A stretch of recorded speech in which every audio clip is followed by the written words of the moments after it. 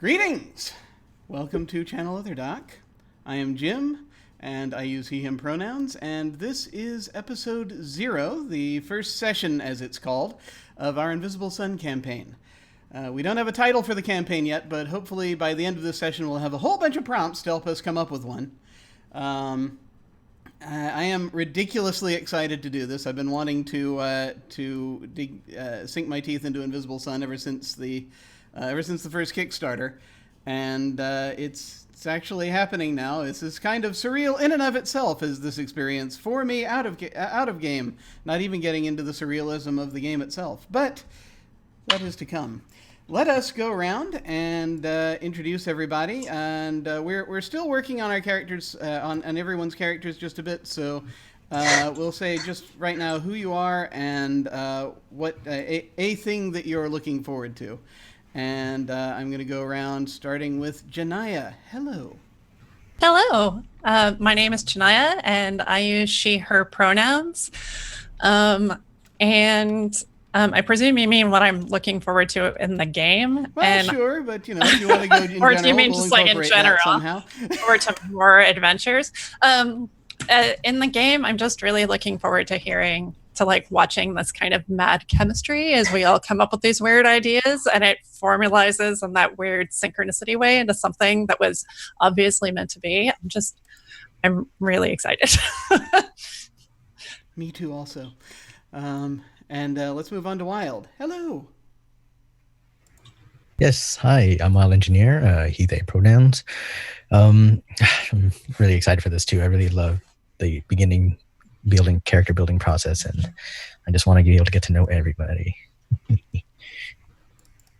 Excellent, awesome. And let us move now on to Arras. Hello. Hello. Hi, I am Arras, or I'm Animus Panthera. I use she, her pronouns, and I am really looking forward just to trying this system because it's very different from most other systems that I've ever done. So it'd be different and new. Yeah, this is like a far cry from most systems. This is, I think it shares a few little similarities, I think, with the Cypher system, cosmetically, more than anything else, like in a couple of places, but it's still a very different beast. And this is going to be very interesting. Let's move on to Anino. Hello. Hey, how you doing? You know me, I am Anino, and I am looking forward to being the best like no one ever was. I see a dark future in front of me in which there are a bunch of references thrown around that I don't get. But that's life anyway, so we'll figure that out. And then finally Danielle. Hello. Hi, I'm Danielle, she, her pronouns, at RyRacontour on Twitter and at Thaliolata in the chat. And I am looking forward to how delightfully strange and weird this game is. And I can't wait to dig my fingers into it. So Indeed. This game is a factor of weirdness beyond most, I think. And so this is going to be really cool to see. Before we dig in, though, as always, like we do with most games on this channel, we're going to be using the X card, the N card, and the O card. Even though this is just a session 0 stuff, we're still going to be keeping those in place here. If we hit something that's crossing a line for one of the players, any of them can type an X in the Zoom video chat or anywhere else, or make an X symbol, and we'll back up and do something else. If something happens that you're okay having in the game, but you don't want a graphic description of it, you can type an N in the Zoom video chat, and we'll fade to black on it or put it behind a veil. So it'll be there, but we won't go into detail. Finally, if you're in the midst of intense role-playing and you think we might be worried you're really upset out of character, you can put an O in the chat and let us know you're okay and that we're good to keep piling on the drama. Or if you can do usually if you have a thing, it's like you can put an O with a question mark after it if you say or do something and then think, well, maybe that might have been a little too much. Then everyone else can respond to that and let us know if we're still doing okay. So how in the heck does one describe Invisible Sun? So it's a surreal RPG. It's put together by Monte Cook Games, and it's basically the idea.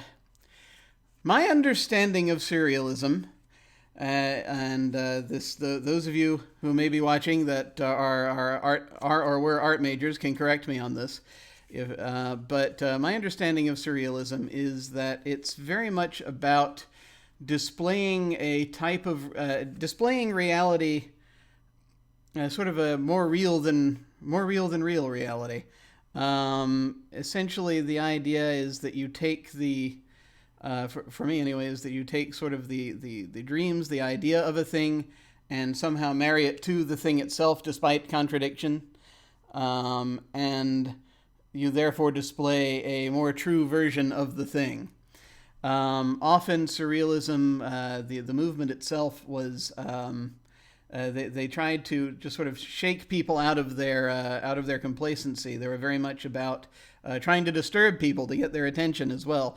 So it's one of those things where, though, I think that, especially nowadays with the way it is, and is that you're going to get a mix of, you've got this mix of the normal and the crazy, essentially, or crazy seeming. And it's that juxtaposition that I think makes things both hilarious and dramatic and interesting. In many ways. So I think it'll be interesting to see how this whole thing goes. Now, this takes place in the city of Saturnine, which is under the indigo sun. I have the path of suns on. I'm going to be stumbling through a lot of stuff as I'm figuring things out. You can't really necessarily see it; it's just off camera. But I got my cube right here. And so I may be doing a couple of things to just reference stuff so that I can get a decent look at it. So there was a map in here of the sort of a document with all of the various suns. But what I will come to is that Saturnine is under the indigo sun. The indigo sun is meant to be representative of truth. Previously, you were all in the gray, under the gray sun, in what they refer to as shadow, which is, it can be looked at as the lie we tell ourselves, often, usually taking the form of Earth, as we might understand it outside the game. We're now there was apparently a war that we don't talk about. And have forgotten a lot about, actually, because that's kind of part of going into shadow. You assume these identities, and a lot of your memories are lost. But now, you've come back into what we call the actuality, and you have, you're basically resumed your true identity here in Saturnine, in the sort of the Far District, what they call Far Town. And we are going to sort of dig in and see how we're going to do this. I'm going to also now this is the beginning of the campaign warning. I am running these folks, if they go that way, through the directed campaign. The directed campaign materials are going to be in the mix. Also, as we stumble along and I manage to get more of what's in this cube into my noggin, there may be secrets that come out, quite possibly. So just be aware of that. I don't anticipate any of that happening this episode, because I would have to know things that I don't quite know yet. But there are, just so you're aware, that is a thing for which there may be spoilers should you be running your own campaign and have players that watch Twitch, basically. So do keep that in mind. I'm probably going to put like a warning or something in front of each of these episodes when we start getting into the meat of the game itself, and kind of get into it. So let's do this thing. So I am looking right now.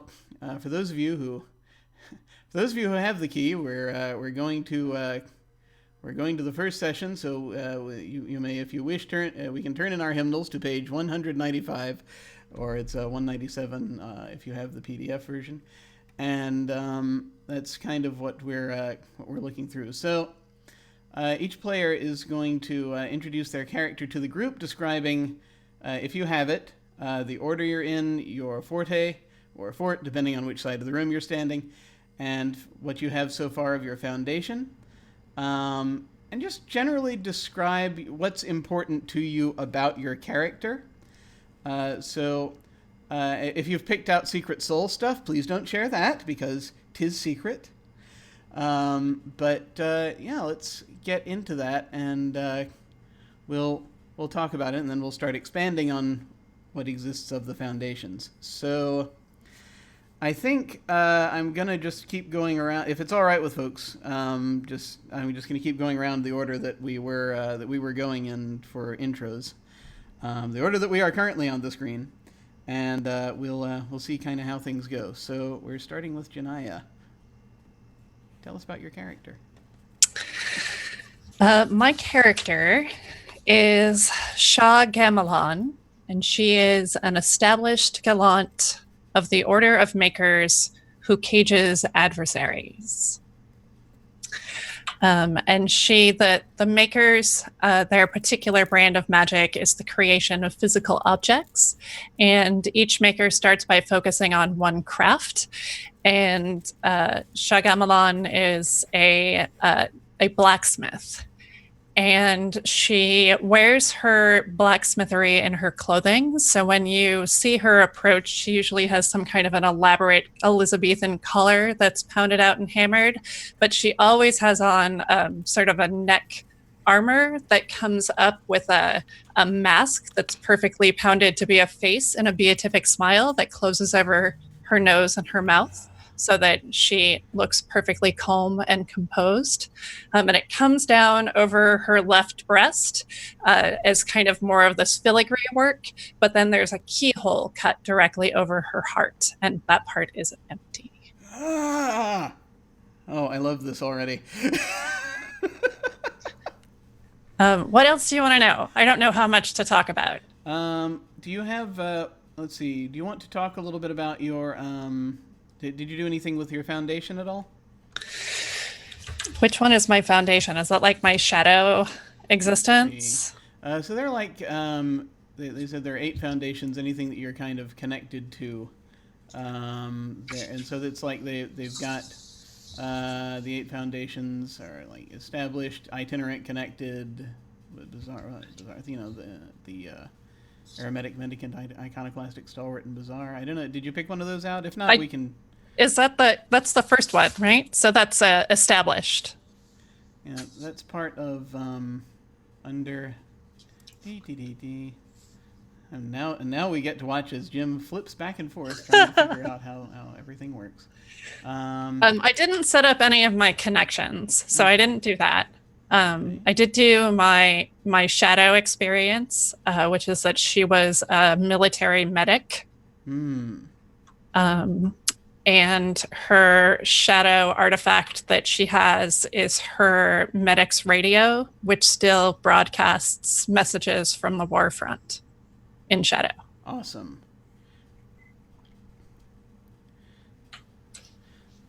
Very cool. Yeah. So yeah, there are things where that it in your foundation also talks about if you established your home in your neighborhood and things like that. Did you do anything on that? I did establish my home. I chose the unique home, and she lives in a mine shaft. And the mine shaft, the peculiarity of the house is that I definitely picked the one where her house interior changes depending on the dream she had the night before, which she does consider terribly embarrassing because it's very revealing when guests come over to have this part of her psyche exposed. And as you kind of go down, it's just the mine shaft, like an elevator would be what you would see in the city, and you go down this kind of old creaky elevator, and it will be whatever it is. But the one thing that maintains kind of a place of permanence in the house is this forge that is always running with fire.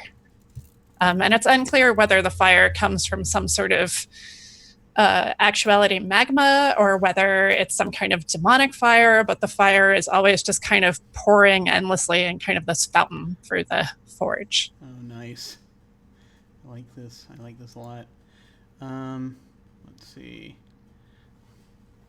Group helps to expand on the foundation one at a time. So the neighborhood. Okay, so we're going to talk about the neighborhood. So the players first, he says, reading out, the players first suggest a neighbor for the PC. This can be handled with suggestions and discussion by all players, including GM, and players directly involved can participate. When a decision is reached, the GM rates the neighbor as being a positive, negative, or neutral force for the PC in question. And the player in question should take notes and add it to their foundation information. It'll be up to the player to flesh out the neighbor. Usually when I to give them a name and details, stuff like that. But we can also help with that if you want. So we've got a mine shaft, and typically the way that I've seen this done is that we figure out a neighbor on either side of where the player is. So. Do we have any ideas for who might live to one side of this mine shaft? Who's next door?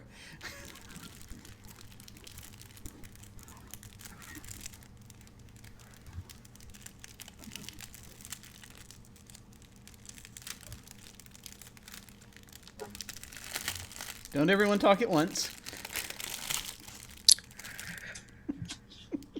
It might be fun. I don't know about the person in it, but it might be fun if the house next door was like the complete opposite. If it was like an idiotically tall skyscraper, like impossibly tall.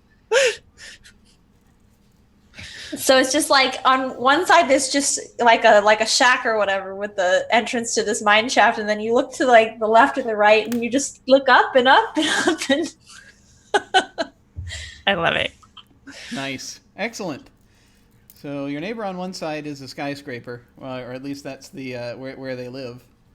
Could the skyscraper look like an in-progress Jenga game? Like just blocks stacked all the way up? I think I'd insist on that. Sometimes they disappear. Yeah, sometimes sections just get pulled out and disappear, and they get put elsewhere. Has the skyscraper ever fallen? Do we know? Maybe that was what took out the structure that was there on top of the mine. Yeah. I love the idea of it growing though. That like it's still getting bigger. Yeah, just like a Jenga does. Even better if some the blocks disappear and reappear on the top, but every once in a while new blocks just appear in the holes so that like it's never ending. Yeah, and you if you go into the house, it's always a problem because the blocks are each individual rooms. So you can kind of and there's no elevator, there's just stairs. So you can be like on the 5th floor, and then your block gets moved and you walk out of the room, and now you're on like the 122nd floor, and you have to walk down 122 flights of stairs. But at the very bottom, there's only one block that's everything is being balanced upon. That's the only place where it doesn't like fill in or reappear. Yeah. Nice. I love that. Do we want to specify a particular... I mean, that in and of itself is enough, but did we want to specify a particular kind of person that lives there, or do we want to just sort of leave that to our imaginations? I kind of feel like there should be some sort of fickle builder living, or at least in charge of the facility. So like a so someone who's actually like either a landlord or a foreman or both. Yeah, like a super or a landlord. Yeah. The dozers from Fraggle Rock. It has been so long since I've seen that. I cannot remember. So like some sort of foreman superintendent type. Do we have any thoughts about what type of person this is? Is this a Vizsla, another Vizsla, or is this something else?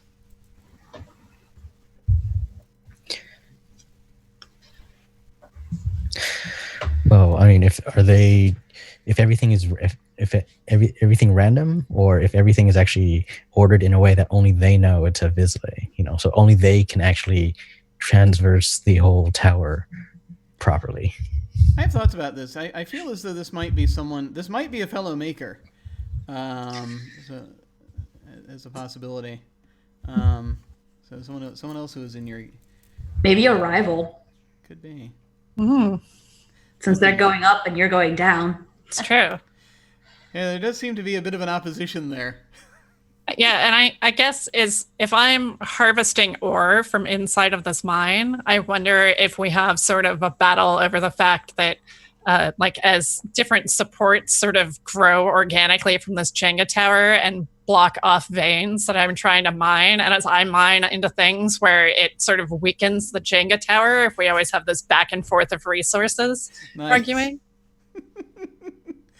So it's like maybe and I'm seeing suggestions in chat now, and I'm thinking there might be like the bottom floor, the bottom block might have might be like apartment flat type stuff, and then as you keep going higher, we have no idea what it is going to be. Various types, anything you can put in a skyscraper, I think. Awesome, that's neat. So yeah, that is striking me as that's probably going to be a that one's going to be a negative. I think we're gonna call that. So let's see. And if at some point you come up with a name for that for the foreman, please let me know, and we shall incorporate that. Could we just call him the foreman? Like, he doesn't even have a name. He just goes by the foreman. We can totally do that. Talk to the foreman. Maybe he does have a name and he just doesn't want you to know it. Yeah. He doesn't use it. Easily. Excellent. Maybe it's rumored that if someone knows his name, his whole tower will just fall apart.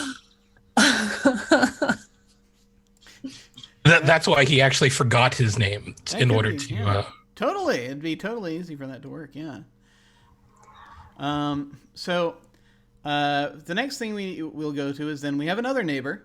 This will probably be someone either on the other side or on another, or nearby, across the street, whatever. So do we have an idea for another neighbor that might be near this strange landscape?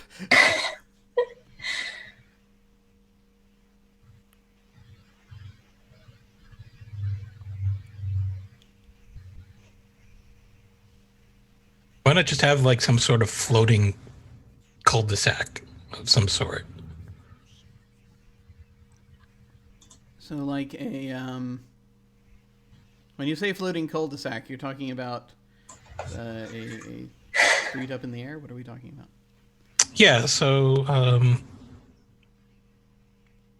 maybe the street sort of just slopes upward, and you got this little cul-de-sac, which is somewhat holding up a bunch of like really plain-looking homes. Yeah, like suburban. Suburban, like 3-bedroom, 2-bathroom, or no, that's too high. 3-bedroom, 1.5 bathroom places with white picket fences. I was kind of thinking it would be really funny if every other house in the neighborhood was really, really normal. It's just these two. Nice. So where do we Probably think... an HOA that is very unhappy with you and the foreman now. You should stop fighting down there. It's like all full of people in the actuality that are just sad that they came out of shadow. That kind of they're like if you had medieval reenactors now, but they're like shadow reenactors. They go and like replay out what it was like to live in shadow. Those totally exist. There is a market for shadow memorabilia in the city. So who do we think the closest... I like to imagine that like this, like maybe the road slopes, and that some of the and that's kind of where the houses start. Like there's this line of them that are like at this ridiculous angle as you head up to the cul-de-sac. It's like this 45-degree angle. So who do we think lives closest? I want to say Karen. We just have Karen Karen's good. or Susan. Is that neurotypical Karen?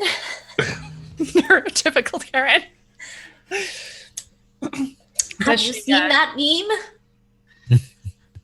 I have not.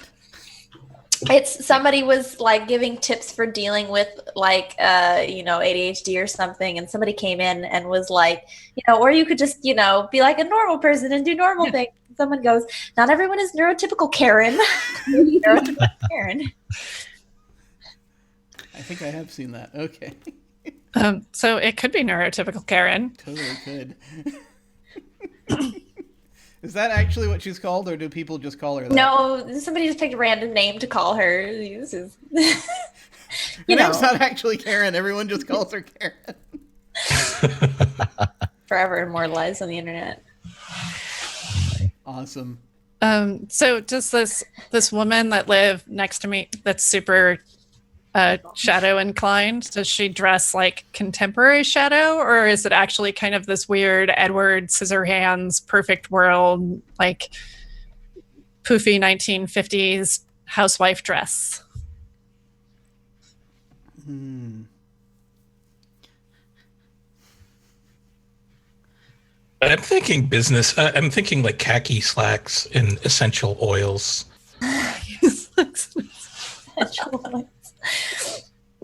God, it's my worst nightmare. You have the worst neighbors. That's why you went down into the mine shaft. I guess so. Karen won't follow you there. Awesome. Sorry, I'm just booting a bot real quick. There we go. Game in selling. All right. Hi, I'm back. Hi. Was I gone long? Oh God, I can't. So did we? I'm sorry. So did we decide roughly what era Karen likes to represent? I think modern one. Yeah, modern. Very bland. Excellent.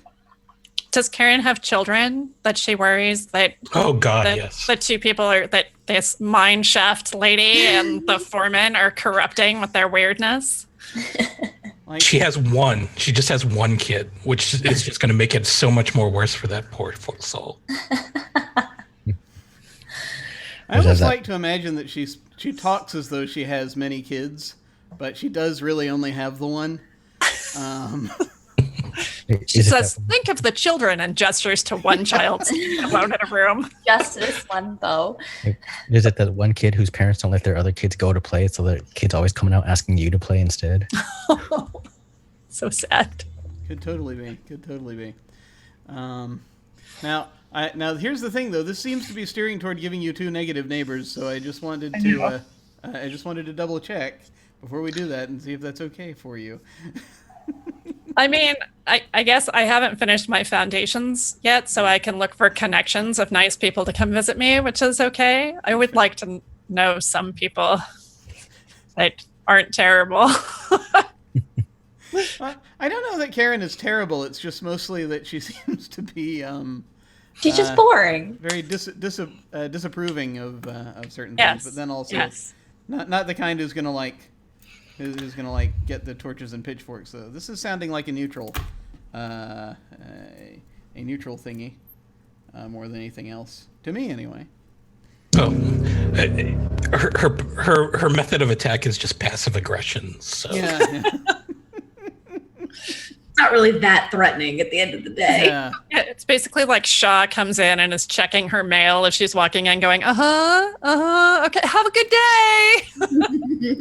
Totally. So again, that's a neutral one. Now it says next the player suggests 1 to 3 nearby points of interest in the neighborhood, and I determine if those are positive, negative, or neutral for the PC, and the player notes all the relevant information. Is there a yeah, I feel like we could count the cul-de-sac as one if we wanted to. But are there any other sort of points of interest we want to throw in for this area? Well, if Karen has a kid, mate, there's got to be a school somewhere nearby. Or a playground. Yeah. Ooh. There has to be amenities for the child, or Karen wouldn't be there. It's in the best Or- school district. There's like a lot. Exactly. Please don't surround me with children. Even better if this neighborhood has like amenities for the children, but Karen's kid is literally the only one. Oh my god. Maybe Karen is like secretly a retired maker and she actually built all these like child things onto the cul-de-sac to kind of create this perfect idea of the perfect suburban home for this child. Oh So my there's God. like in the cul-de-sac, there's just these like weird distorted versions of perfect suburban life, including the playground and the perfect school. But like the school isn't really a school. It's kind of like The idea did you ever is watch good. Invader Zim? Like when Invader Zim comes home and like the robot parents come out and go, "Welcome home, son," and there's nothing on the inside. Like the kid goes to the school and there's a teacher being like, "Welcome to school," but then he walks through the door and it's just like nothingness until he walks back out the door. So creepy school is where we're going. This is actually getting a little sad. Thinking about it because So this he- is. You invited me. I know. Well, no, He's technically I know. homeschooled, but in an actual school. Yeah, no, that would be really funny if he went to school and the teacher was just his mom. Oh my gosh. She's in another building. Yeah, he's It's homeschooled his in an mom, actual but- school. Yeah. That's But Change his it's clothes. his mom. So It's his mom, but different hairstyle. if we wanted to take this to its logical conclusion, we could just say that she's the only actual person in the cul-de-sac. Yeah. Yeah. Yeah, I okay, think we that's know probably true. Would Wait, be so did you just funny. take- I'm into it. Wow. So is that all considered part of the cul-de-sac, or is that I don't like the know cul-de-sac? anymore. one thing? It's an interesting question because Cul-de-sac is all. it's really kind of it's this sort of devouring thing that in a way but I like the idea though that it's actually just a single residence. Like it Yeah. looks like an entire neighborhood in and of itself, but it's Yeah. just Karen and her child. and there's this That's basically spooky. this thing that's like a pretense of normality of so I like the idea maybe that there is so what if there is like a school and playground type deal that is supposed to represent the idea of a school and playground.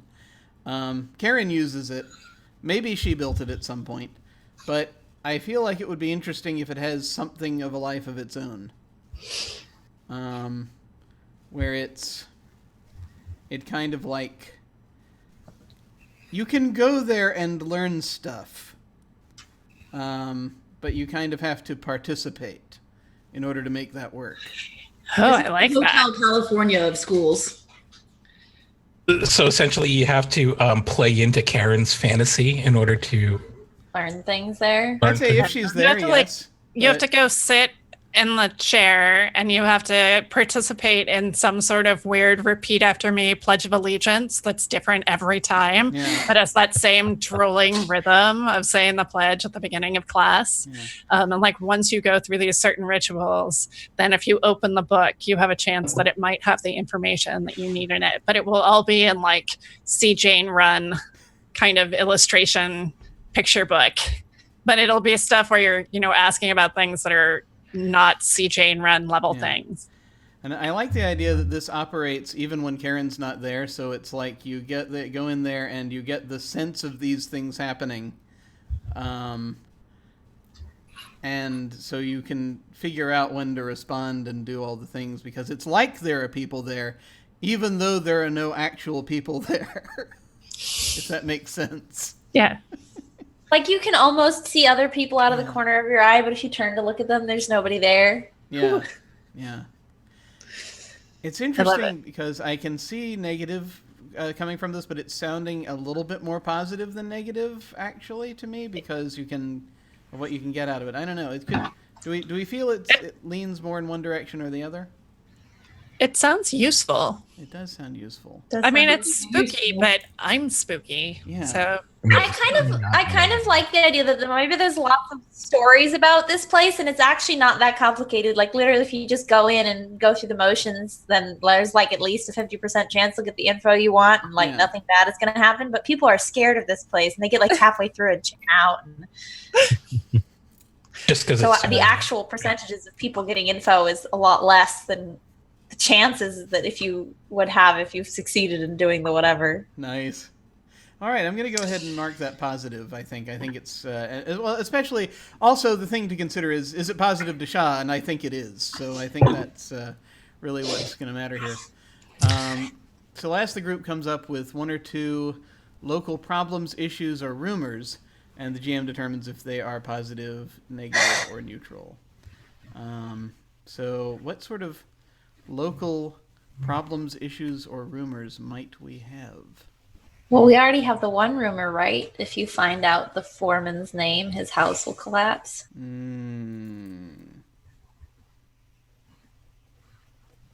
foreman's name. I do like that. Yeah, we can totally... Yeah. We can count that as a local rumor. And again, if we're looking at this through the lens of Shaw, I feel like that's a positive. I don't know. What do you think? I mean, unless I don't know. I haven't decided whether or not my mine shaft has an emergency exit. I mean, if the elevator is the only way in or out, then having a house fall on top of it would kind of be a bummer. Yeah, that's true. But not having to argue with my neighbor anymore. Or if I can find it out, I could, hold it over him. And the question is, would the tower falling collapse the mine? Yeah, that might be an issue. And it especially gets weird if each of those blocks is their own dimension type deal. So, right. It's hard to say. I guess I'll mark that neutral because it could go either way. Do we have any other sort of things we want to throw in as issues or problems or rumors that might be around? I want to say that there's a bird problem. There's been birds that have been coming through and nesting in the street trees. And this is only really an issue because it's these crazy multicolored birds. And what they do is change the smell of the entire area. And it's generally like a pleasant smell that they exude. Like if things are pretty harmonious, it's a very floral, kind of nice night jasmine smell. But if things get unpleasant or if people throw rocks at the birds or anything like that and upset the birds, then it becomes an unpleasant smell that just kind of permeates the entire neighborhood. And so there's a lot of discussion about, can we remove the birds without upsetting the birds? Or do we have to keep the birds and make the birds happy? Like, do we need to feed the birds to make it smell nice? Or what do we need to do? Yeah. I like that. I think there's also the possibility that there is, apparently there's been this, there's been like this cat scene chasing after the things, whether it can get at them or not, it's hard to say. And they're not sure what to make of that particular one. Yeah, I feel as though that is leaning, since that's an issue that kind of is sort of like uncertain, and there's uncertainty and it's trying to sort of figure, it seems to be something that there are homeowners meetings about. I'm kind of leaning a little bit negative on that one, to call it for that. So once we have tallied these things up, he says, GM tallies the results, see if they're more positive or negative results. And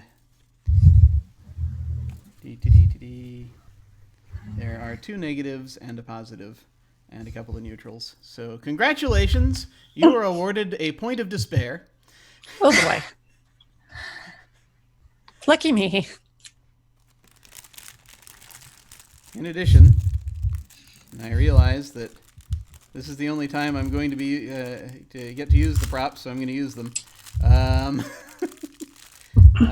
You were awarded a wicked key. Ooh. Well, the thing is, these are kind of like when the sort of the GM intrusion things in the in Cypher, because you then award this to another player for a suggestion that you liked or thought was particularly fun or imaginative. I'm going to award it to Arras for the Jenga tower. Alrighty. Because I think that kicked everything off in just the right direction. I agree. This is your key. Okay. So, do you have anything else you need to know that you think will be helpful for completing your foundation? No, I think I can take it from there. Yeah, I think all that I still have left to do is just connections, and I just eventually have to talk to you because I don't really understand what the limits on those are. Oh, no worries. We'll jump all over that when we get when we get into it. Okay. So next, we have we're gonna move on to Wilde, and we're gonna start figuring out your stuff here. So introduce your character to us. Talk about their give us a little more detail. Tell us about your character. It would also perhaps behoove us for you to unmute. Yes, it would. Okay, so I went with the name Shantano for my character. No last name. I think he feels that a last name adds a sense of permanence that he is not quite ready for, or they are not quite ready for. They're an explorer. What their goal is trying to understand the world so that they can truly understand themselves, because they are their forte is splinter into fragments. So every time they learn something about themselves, they will break apart and reform themselves, constantly changing into the new version of themselves that they see. I guess his end goal is they want to find their final form, but deep down they believe that might not ever be a thing. They're in a apostate because they think there's too much out in all the magics to actually belong to one path. There's too much to explore from each individual path, and they can't limit themselves to a single way. And they are an empathic person because in understanding others, they can better understand themselves. So that's how they go about. I feel like they're very modest. They don't wear anything very extravagant. They try not to stand out very much. Understanding that not a lot of people like the apostates. And even worse, being a shattered, a splinter. A lot of people naturally assume that they're crazy, simply because many of them either have shattered minds or shattered personalities, but that's just people's perceptions, and they'll try to figure out a way, hide it, just try to get closer to people, whether it be just through initial connections, through people not realizing it at first, or just through random encounters along the ways. Cool, interesting. So it's sort of on this eternal quest for knowledge of self and how everything works. That's very cool. So, had you put any thought into where Ashantano lives? I was looking at that, and I was looking at itinerant. So no real permanent place. You can't explore if you're settled down. So they're always going from place to place, trying to if they have any connections, they'll try to use that to their advantage to either stay there or they'll find a place, somewhere where they can either talk about other people's magics or just find a place where they can observe others. So what would you imagine as a place like that? And perhaps you have multiple places that you go, but maybe one that we're going to consider sort of primary for the purpose of this narrative, just a place where you hang out a lot, or where you sleep, or if you sleep, and sort of where you tend to go. Right. Like if there's any place in particular where they would always reconvene, I guess it would kind of be like one of those second-story dwellings that's over either like a restaurant or a cafe or over a busy place, Yeah. I mean, something like that where they could just essentially just be out and just hear other people talk and just absorb the conversations and what's going on, and Nice. Okay. So I like that idea. I like the idea of it being like over a cafe or something similar. Because something also that my understanding is that one of the inspirations for Saturnine is it's very much kind of in part got this sort of like 1920s Paris vibe going on, to a certain extent, and so there is that it can be, as you go further, like a lot of cities, you can go in and get very metropolitan or go out and get very more artistic, and this is one of the more artistic districts, as it were, kind of where a lot of the Vizsla hang out. So that's cool. So like a room that they have above there that either you rent or they just let you stay there for. Yeah, just something small with like a place that has a bigger balcony than an actual living quarters. Nice. Well, that's neat. You also get you wake up to a nice view in the morning when you're up there. All right, cool. So, now we can start taking recommendations for neighbors. Well, there's the cafe downstairs, obviously. Yeah. I feel like it should be named like the Broken Mirror or something like that like touches on the fragments component of, maybe that's why Ashanto chose it. There is something in the back of my mind telling me that mirrors are bad. If I remember correctly about this setting. It doesn't have to actually have mirrors in it. Yeah. They're a virus. Yeah. Yeah. I feel as though I like the name. I feel as though they probably get a certain amount of guff for calling themselves that. Yeah, it's like a bold choice, right? Yeah. Like, oh my God. Controversial name. Yeah. It's controversial because it's one of those places where everyone goes to have their poetry slams. It's a poetry slam cafe.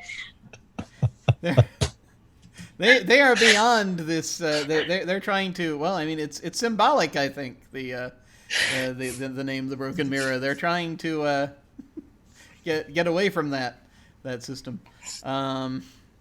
Get away from that virus. Expunge it. Defeat it, and then do it through beat poetry entirely, possibly.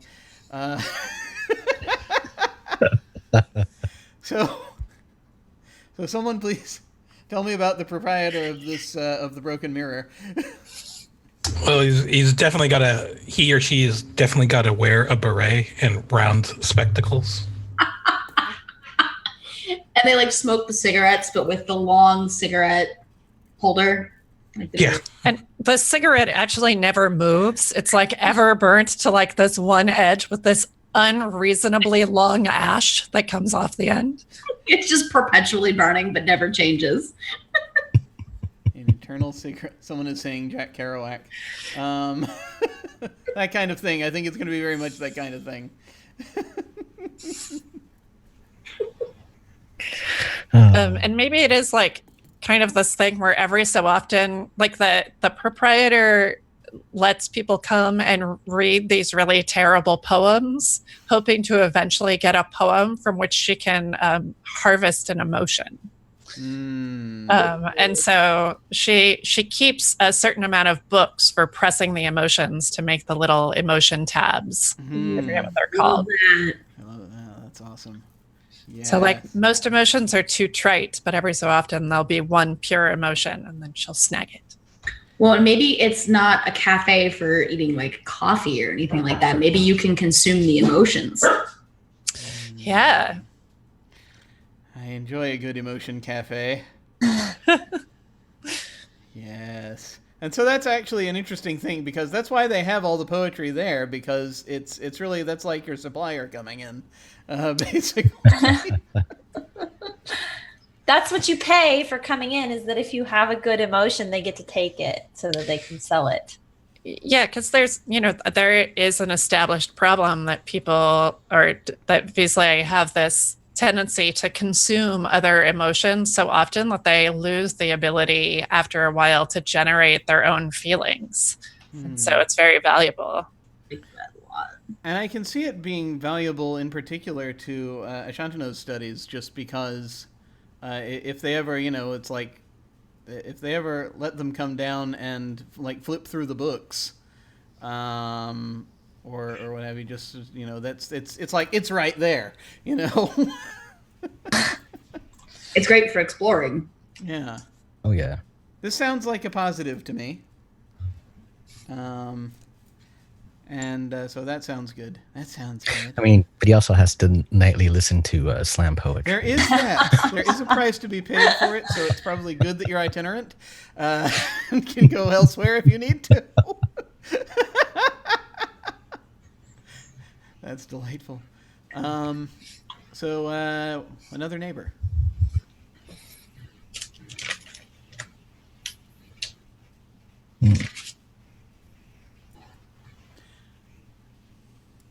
I think there's a group of Parisian showgirls that live next door. And they just have kind of this big, tall house that is always full of like a lot of bizarre noises. Like you can't really, there's some kind of a party going on, but you'll hear like crashing and laughing and things like that. And then all of a sudden just dead silence. And they always come and go from the house in large groups, and they're like tittering and full of excitement together. But if you talk to them, they just stop and turn and look at you like completely blank, expressionless. It's always a different number, so Yes. no one's really sure how many of them live there. So I get this feeling this might be connected to the Eternal Party, which is a concept I'm stealing from Douglas Adams. Oh, yes, I remember that. Oh, I love it. The idea that there is somewhere in the house, perhaps there is this idea of a party that happens in the house, and sometimes it's happening, sometimes it's not. It just sort of depends on the just just how things are at the time, or what is the just sort of the warp and woof of the of reality in that area locally, and just the idea that there is this sort of connection where if you're in there and you're interacting and you find a way to interact with them, then you might be able to find yourself inside the party. But it sounds like they might be the only ones that you usually ever see coming out of there. So it's like they know how to get at it. But whether they have guests or not is an open question. Maybe there's like a secret code word or something you have to know. Oh, that would make it almost like a speakeasy in some ways. Yeah. I like that. But Shantano's never invited. Oh. Well, because he's an apostate and a shattered, and that would kill a party. Oh, that's fair. I mean, that is fair. Schrodinger's party. I love Schrodinger's party. Schrodinger's party. The party's both occurring and not occurring at the same time. I like that so much. And if the party is both always occurring and not occurring, the party can never end. Exactly. Perfect. Precisely. I love it. I love the concept, but it actually sounds like a negative for Sean to know. Well, I mean, because there's so much going on, so much he could learn, but he is never allowed in. Never allowed in. It's unfortunate, very unfortunate. But that's another neighbor that totally works. So now we've got a 1 to 3 nearby points of interest in the neighborhood. I feel like this has to be. It sounds almost like a commercial district or like a shopping district. Almost like Restaurant Row-ish. Yeah, like Restaurant Rowy. So like, yeah, there's probably some actual restaurants nearby too, I would imagine.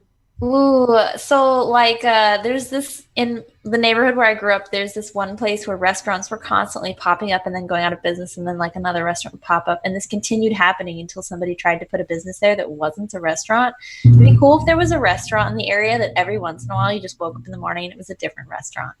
I love it. Yeah, no, that's cool. So like an eternally changing restaurant.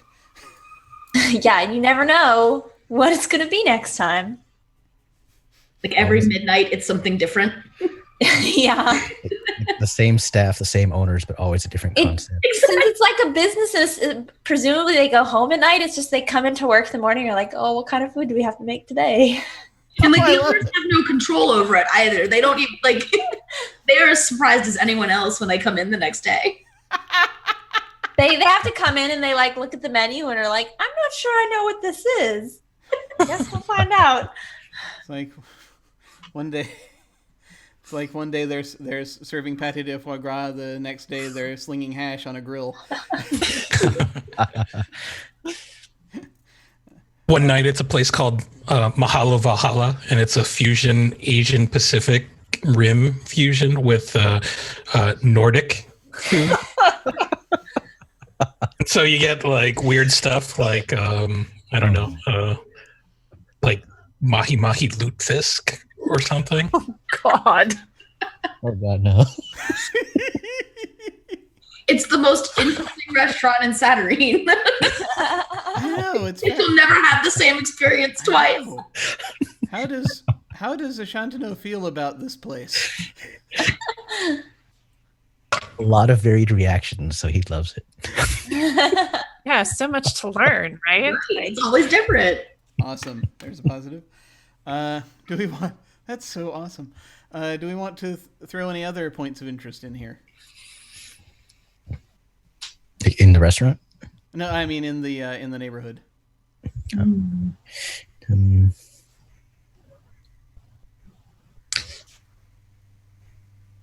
Since it's a commercial district, could there be a pet store? Sure. Like exotic pets. Yeah. I'm imagining like this thing where you can go in and you can have like for example, books that run around and behave like dogs and things of that nature. Oh, okay. Oh, it's like how some people treat their robotic vacuums as if they were animals. Except in this case, they are actually animals.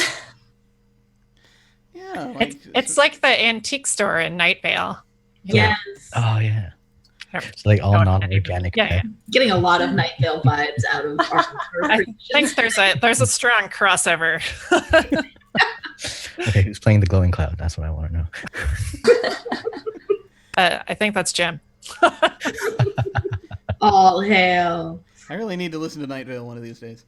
But yeah, so it's like this inanimate things that are pets, or normally inanimate things that are pets. Yeah. Very cool. And I feel like we could say, if we wanted to, we could say that the one of the interesting things, there are ghosts in this game. We could actually say that the proprietor might be one, maybe. Possibly might have been someone who helped to animate these things in the first place, but might no longer really remember how they did it.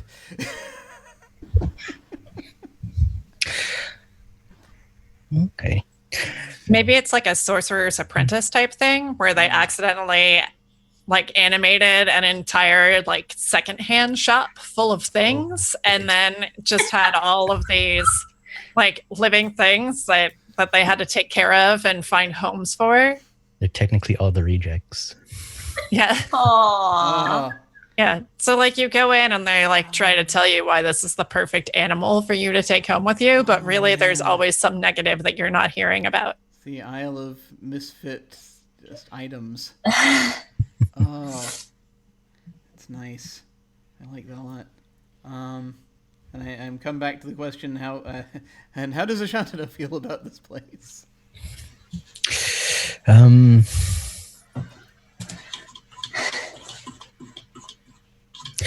I think this is kind of neutral for them. Yeah.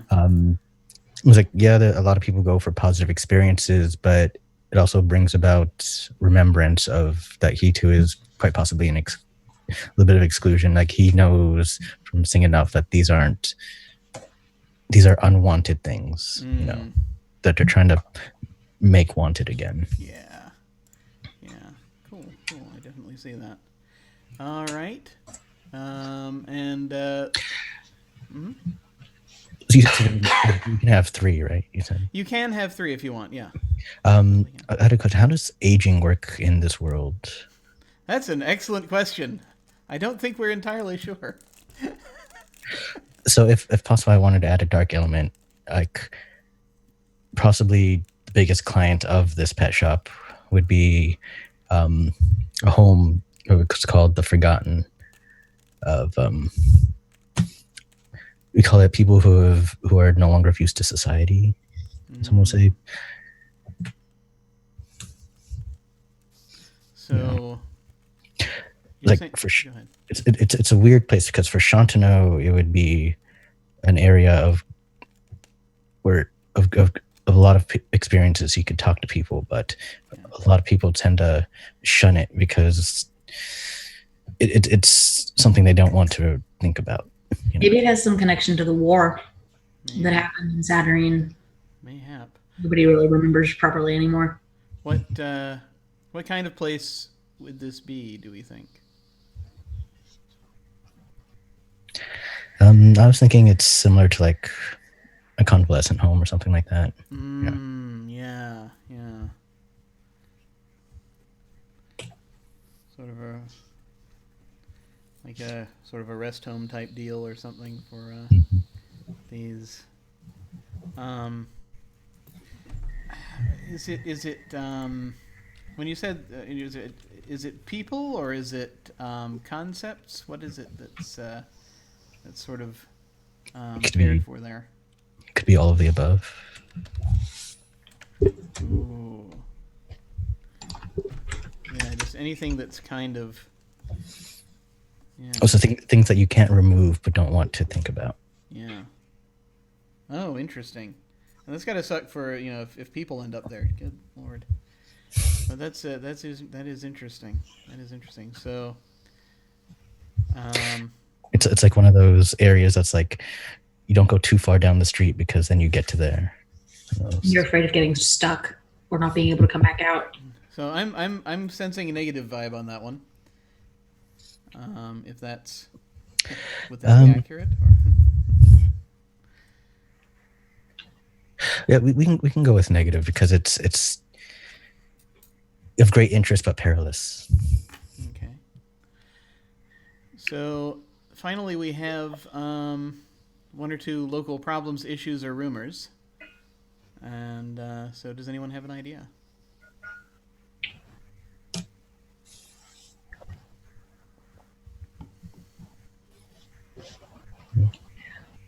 How about the creepy inanimate object pet store is running out of pets finally, according to rumor, and no one's really sure how they're going to acquire more, or if they're going to acquire more. Running out of pets. Yeah, maybe their pets are just overhyped, like Beanie Babies. Could be. The owner is named Ty. I I feel as though, and that this actually could connect to. There's a chance this could connect to the Forgotten Rest Home, because it's like the concept of this place might be slowly shifting over there, and so that's. It's like you have the two dichotomies of one stuff that people don't quite want to forget, they want to keep in their lives, and things that people don't want at all. Yeah, totally. I'm kind of again sensing more that might be a negative.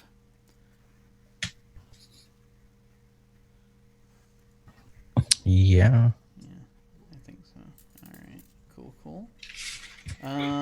Anyone want to throw out any others? Any other things, rumors, or? Yeah, I think I want to go with the rumor of the Forgotten. That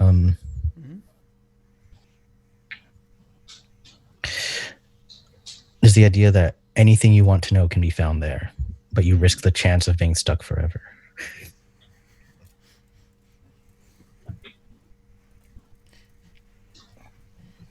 And again, sounds to me like something with both positive and negative aspects.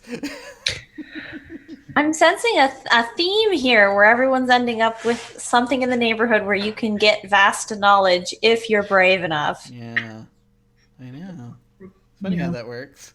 Reckless enough, or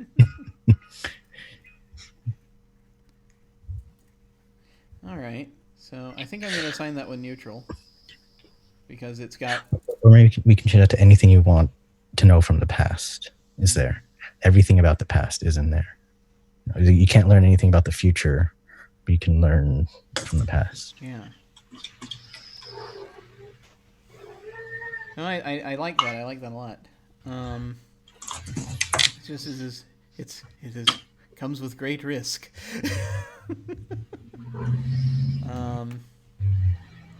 So what I'm looking here to kind of at the tally here, if we count that as neutral, then you would get a despair. If we count it as positive, then you get you get nothing, because it balances out.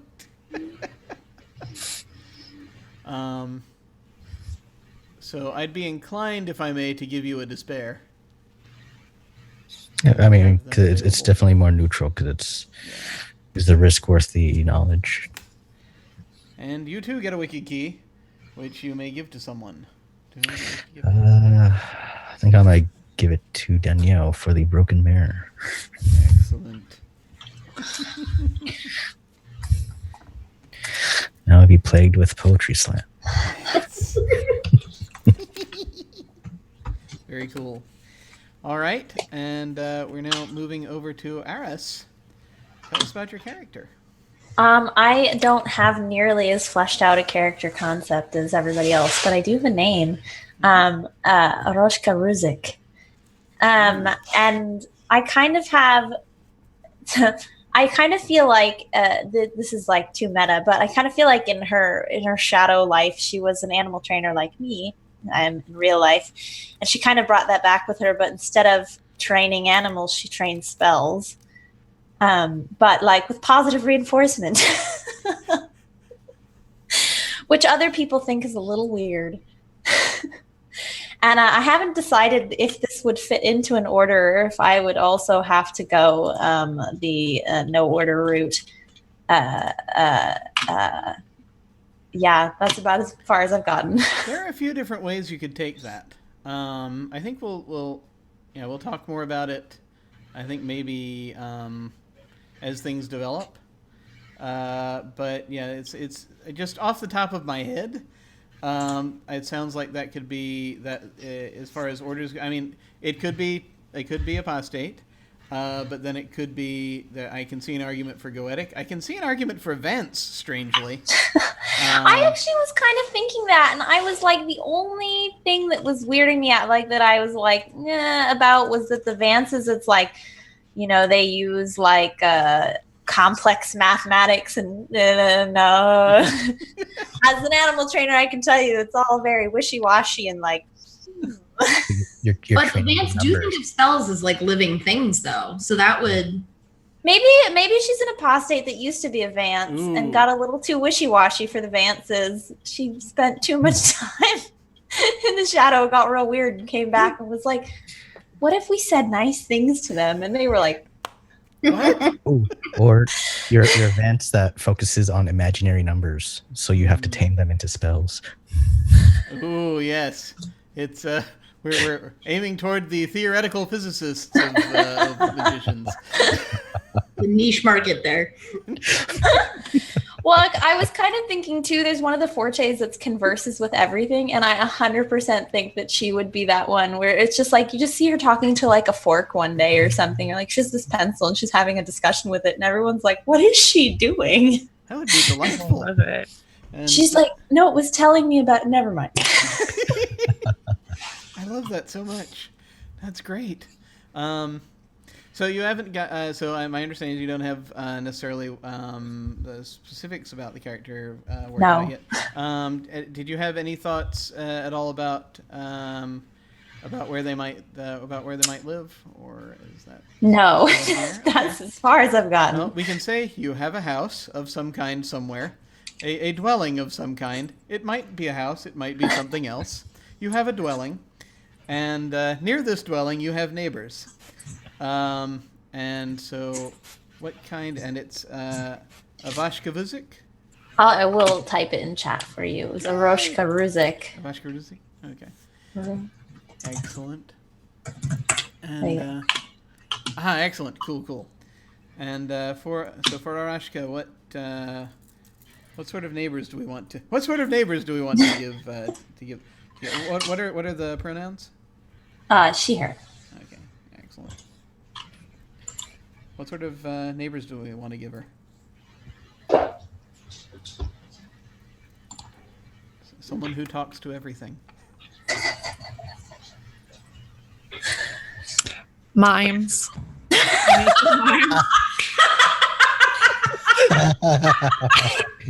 I used to work at the Maryland Renaissance Festival. I don't know if he still performs there, but there's a mime that used to perform there, and he was very he would stay. He wouldn't speak the whole time he was at the fair. He wouldn't speak at all. So even when he wasn't actively performing, he would just mime everything. So you're constantly playing charades with him because he wouldn't speak to you.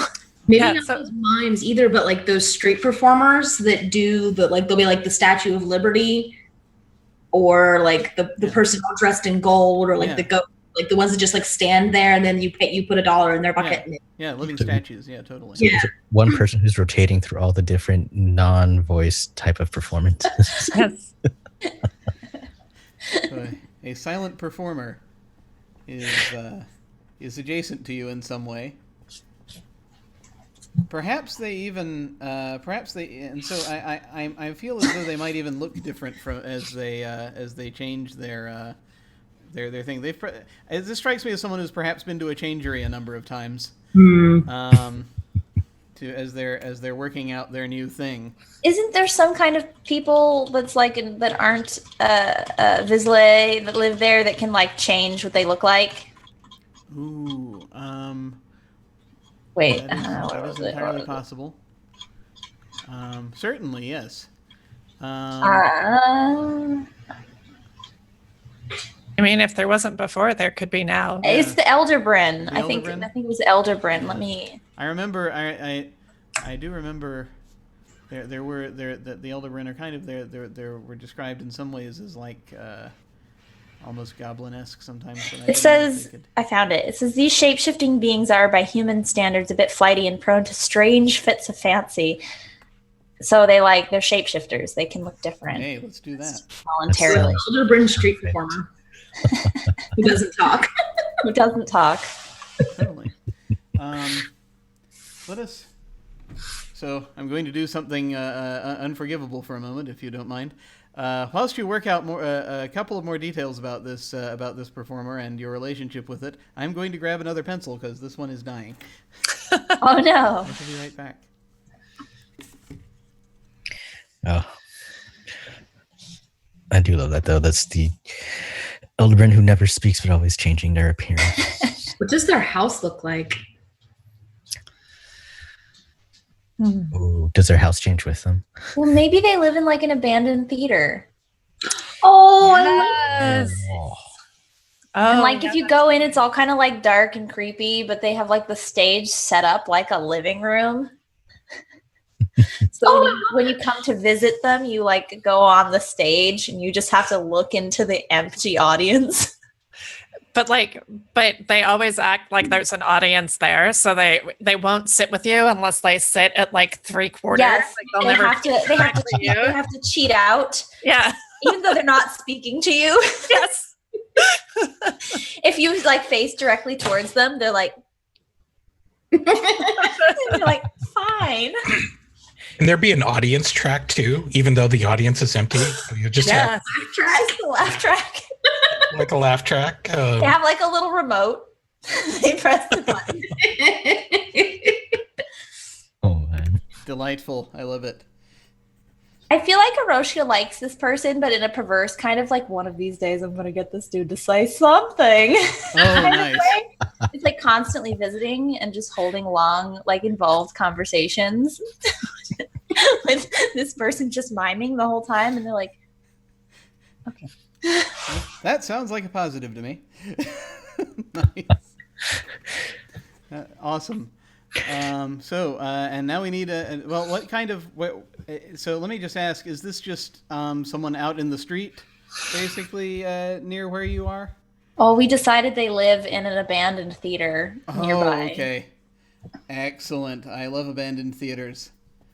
Yeah, and they have like their living room is the stage. So anytime you go to visit them, they make you like sit on stage and they act like there's an audience and they like cheat out and they make you cheat out and they have like a laugh track that they play or whatever, like as if there was an audience there, even though there's not.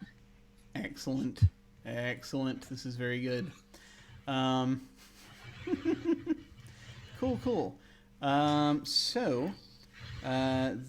do we have another neighbor?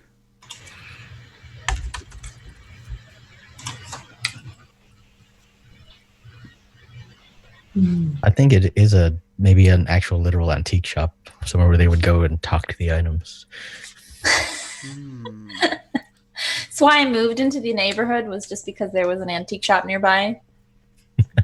Works for Or me. wait, are we returning to the house we had before the war, or is this like we got a new house when we came back? I think it could be either one.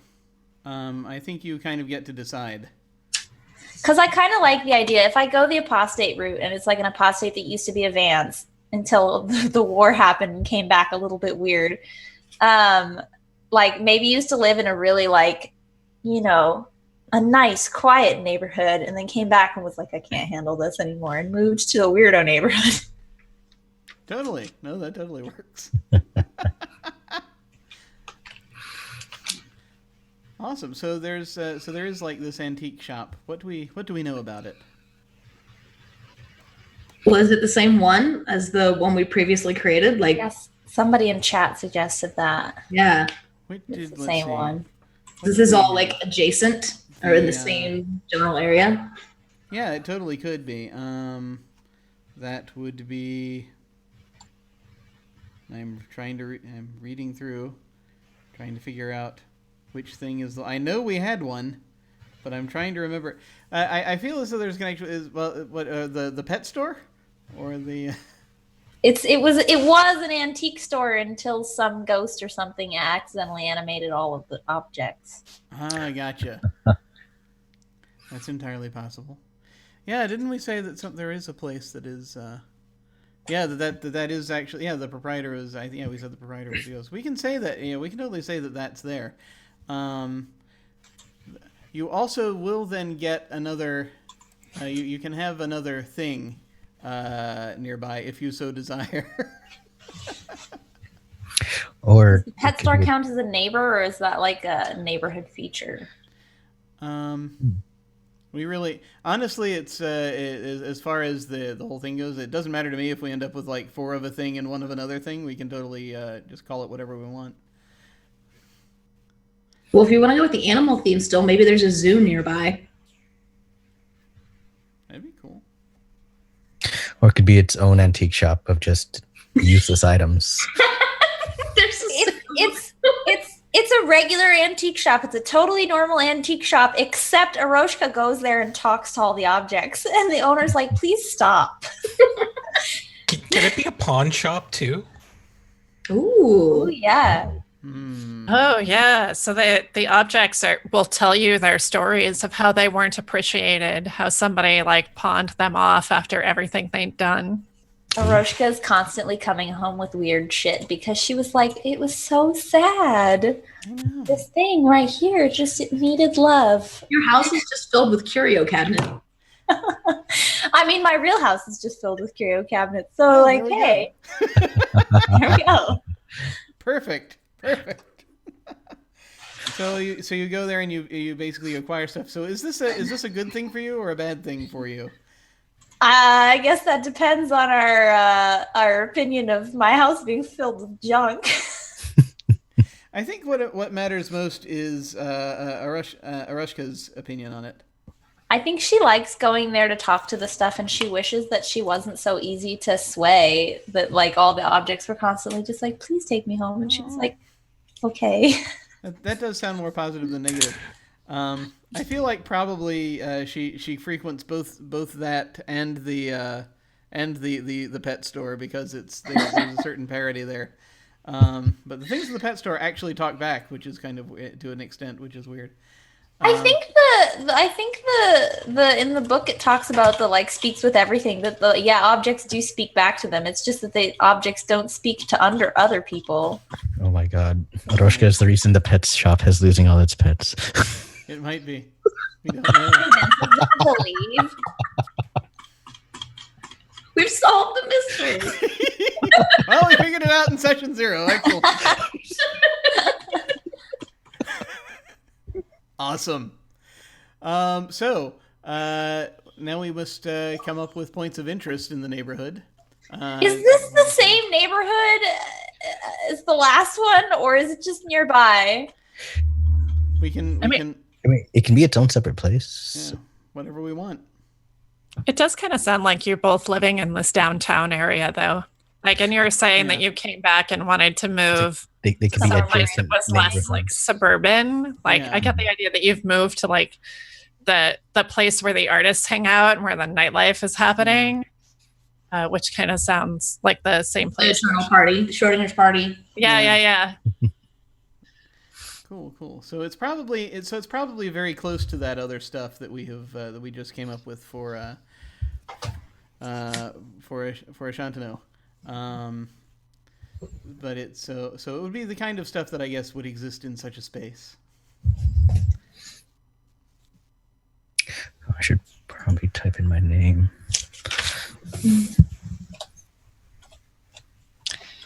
Maybe there's like a downtown square that has a fountain in the middle of it, but instead of like water coming out of the fountain, it's just words, like the sounds of voices and people's stories.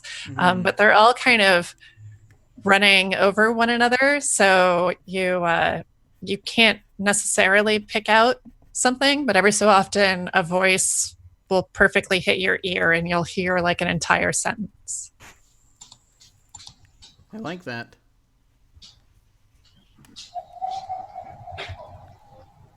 Excellent. Very good. Cool. Yeah, so like hang on just a second, make sure I got this here. Yeah. So yeah, like a so that sounds like an interesting curiosity that folks will sometimes come and they'll try to listen to catch the stories. Is there a does anything weird or interesting happen if you, as I keep thinking it's like if you like throw a penny in a fountain or some type thing that you're hoping something happens. Does anything actually happen, or is it just operate? Is it a perfectly normal fountain otherwise? Maybe that's the local rumor is that if you do just the right thing, you can get the fountain to like tell you something you want, and it's maybe not true, but people think it is. Ooh, there's the fountain puzzle exists as a thing. I like that.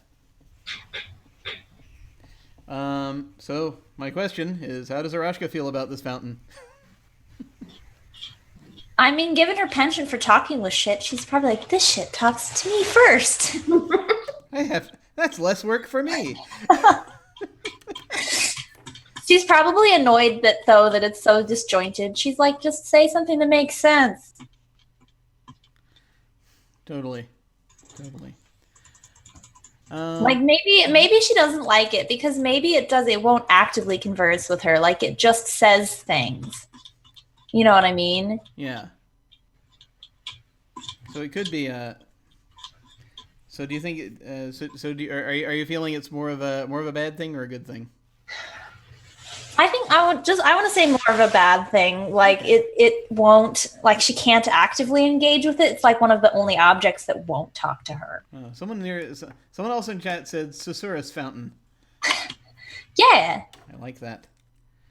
I was just calling it the word fountain, but that works as well. Very nice words. Good words. I like the word Susurrus. Any other interesting features? Points of interest in that area that we want to mention?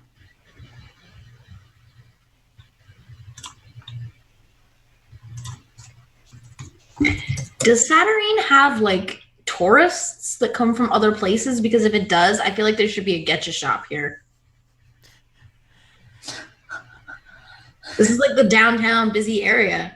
This is like I went to Saturnine and all I got was this stupid T-shirt and like mugs that say Saturnine and like or Indigo Sun and like things like of that nature. I feel like it should. There should at least be the concept of one. I mean, you need souvenirs even if you're in, a surreal society. Yeah. And I mean, even they'd sell it to people in different parts of town. So, yeah, I like the idea of a souvenir shop. Sort of a gift shop. I feel like Aroshka would hate that too because everything there, like, because they're mass produced, they'd all just be the same. Not different or interesting. They just all say the same thing, and it's really boring. Is it a Saturnine gotcha shop or is it a Fartown gotcha shop? Like for this like edge of the for this weird area of town. This area of town is close enough to everything where there's actually it's actually a tourist trap. There is a well-known night circus like right there that everyone goes to. It's a literal tourist trap. It's a literal tourist. Oh. I like that. So that actually would be a separate thing from the gift shop, yeah? That would be or is the gift shop right? Yeah. Yeah. An actual tourist trap. Beware, only come during the daytime because if you stay too late, you'll never leave. It's like something wicked this way comes. Like it looks like a good carnival, but when you get there, things are really kind of spooky. But only if you're a tourist. If you're a local, it's a totally normal and fun carnival. Carnies don't mess with the locals.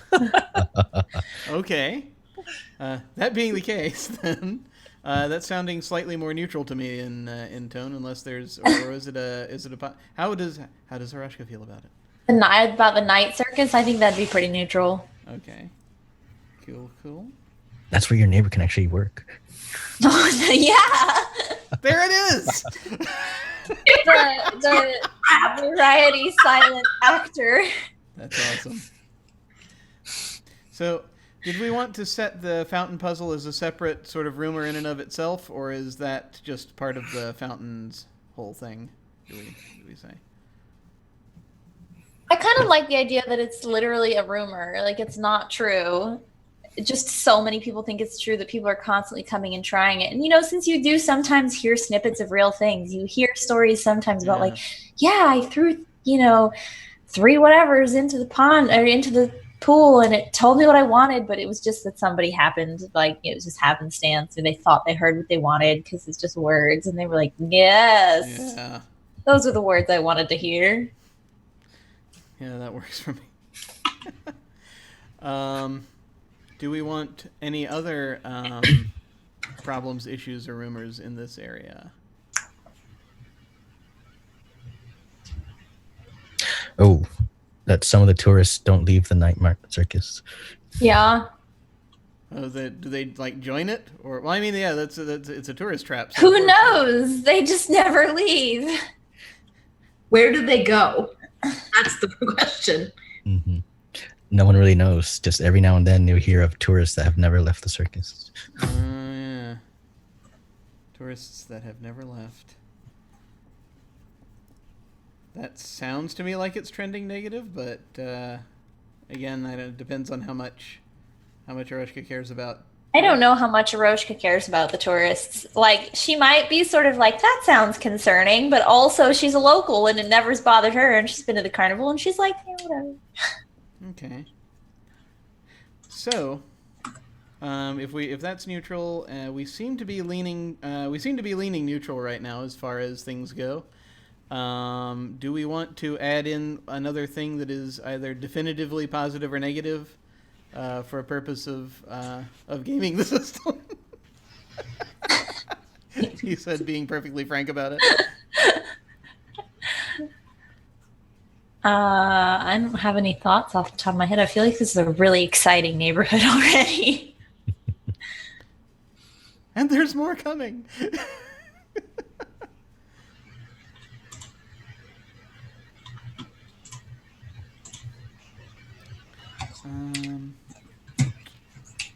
I think that...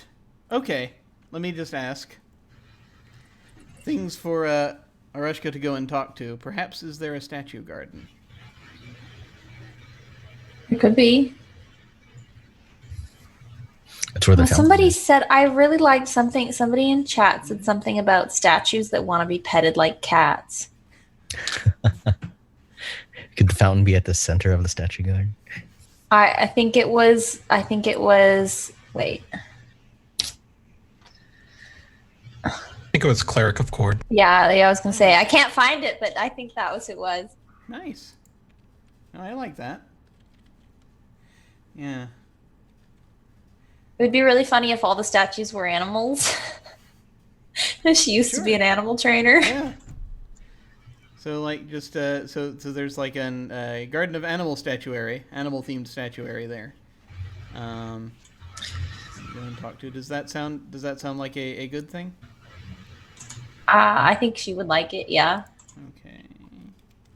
She's easy to please. That's always good. Awesome. So that means that you actually are leaning positive. Yay! And you get a point of joy. Yay! Were you hoping for despair? No, I haven't read all of the mechanics, and I'm like, okay. ooh, I don't know what that does. Sounds great.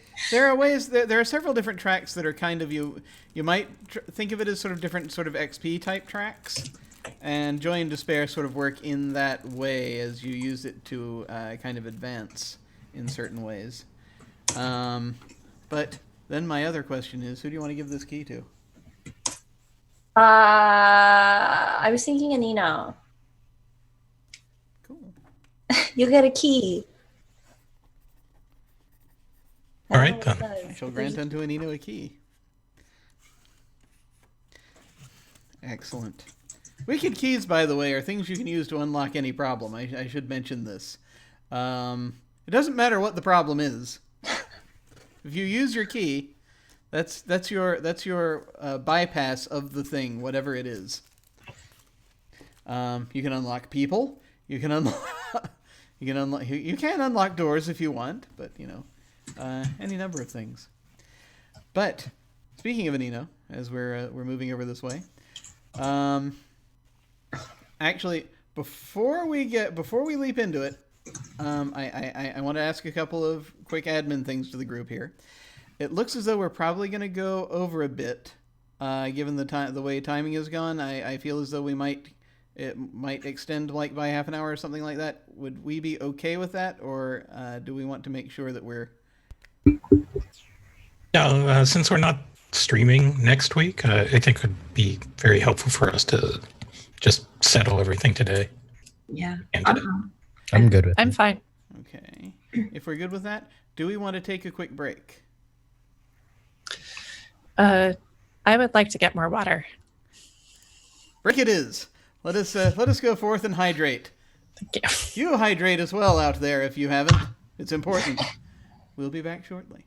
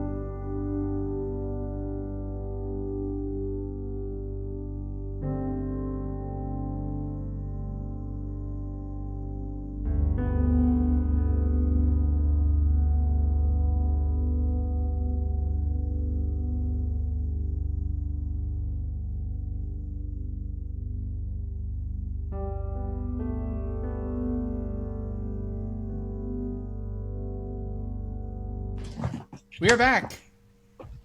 Hello, humanity.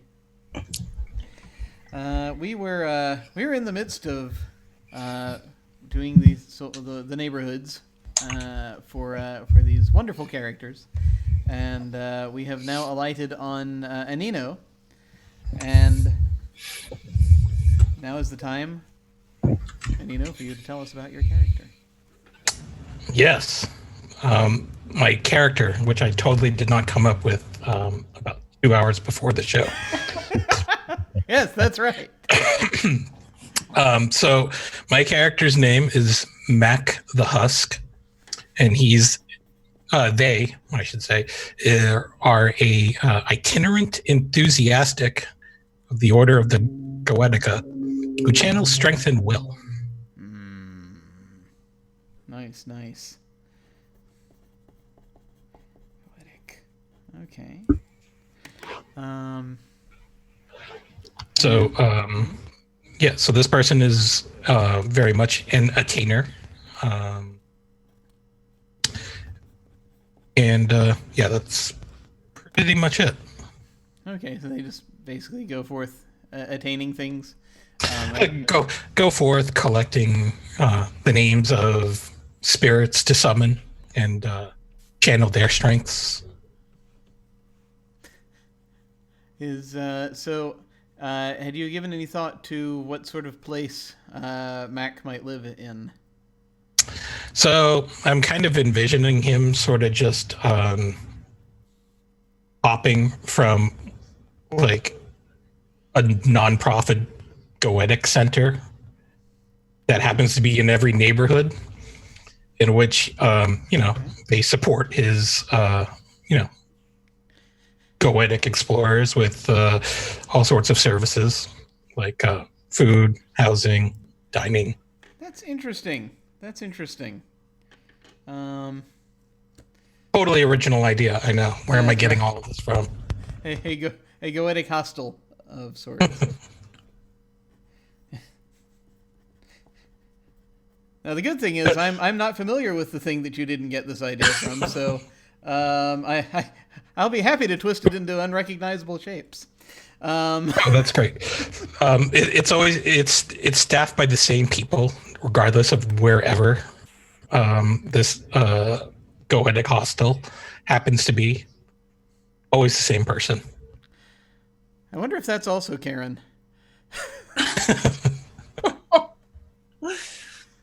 You never know. It's an interesting idea. Oh, yeah, totally. Ooh, maybe it's what's that? That's the other meme. Is there good dogs, Brent? Maybe it's Brent. Good dogs, Brent. Oh dear. But it's goetic, so they're all good demons, Brent. Yes, they're good demons, Brent.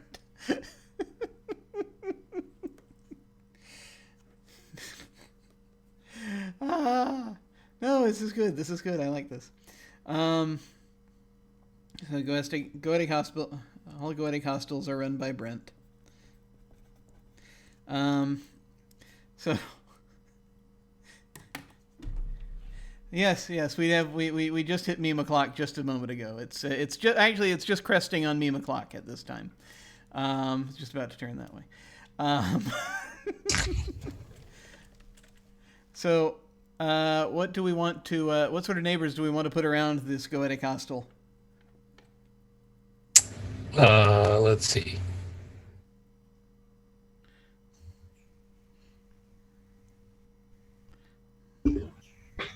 I think there should be a big, fancy Gothic mansion with a Vance that lives in it, who felt very strongly that they shouldn't be able to build a goetic hospital in this particular neighborhood, and worked hard to go to city council to prevent it.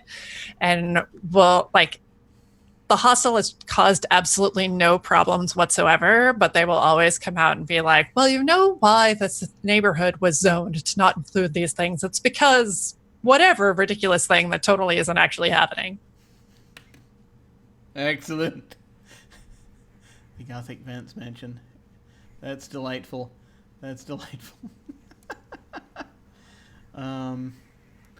There should probably be a professor who lives nearby. Ooh. Yes, as if he was in some sort of like research facility. Yeah. Perhaps researching demons. Someone that you can go talk to learn more. Yes, And if you have a demon that you can't hold on to, you can leave that demon with him, and he will use them to study, but he will always take care of them. So I feel as though this is probably stuff that involves the staff of the Goetic hostel. No, completely separate. This is the professor in his laboratory. I understand. No, I understand. But in order to avoid copyright infringement, I'm considering the possibility of changing things further to the point. But I'm certain that's a thing that exists in the area. But let's before we dive further into that. As far as this Gothic Vance mention goes, I'm getting the idea that that's probably more of a negative than anything. As far as the person there. Yeah, I would say so. I would say they were a little bit adversarial, like they were trying to prevent Goetica people from summoning the spirits that they really want. This is fair. So let's see. Do we want to make the other neighbor this educator, or does someone have another idea for a neighbor they want to throw in here? There's some really great suggestions in chat. I like the pair of siblings living in a rocket. Yeah, they have a. We'll go with that. I'll totally play along with that.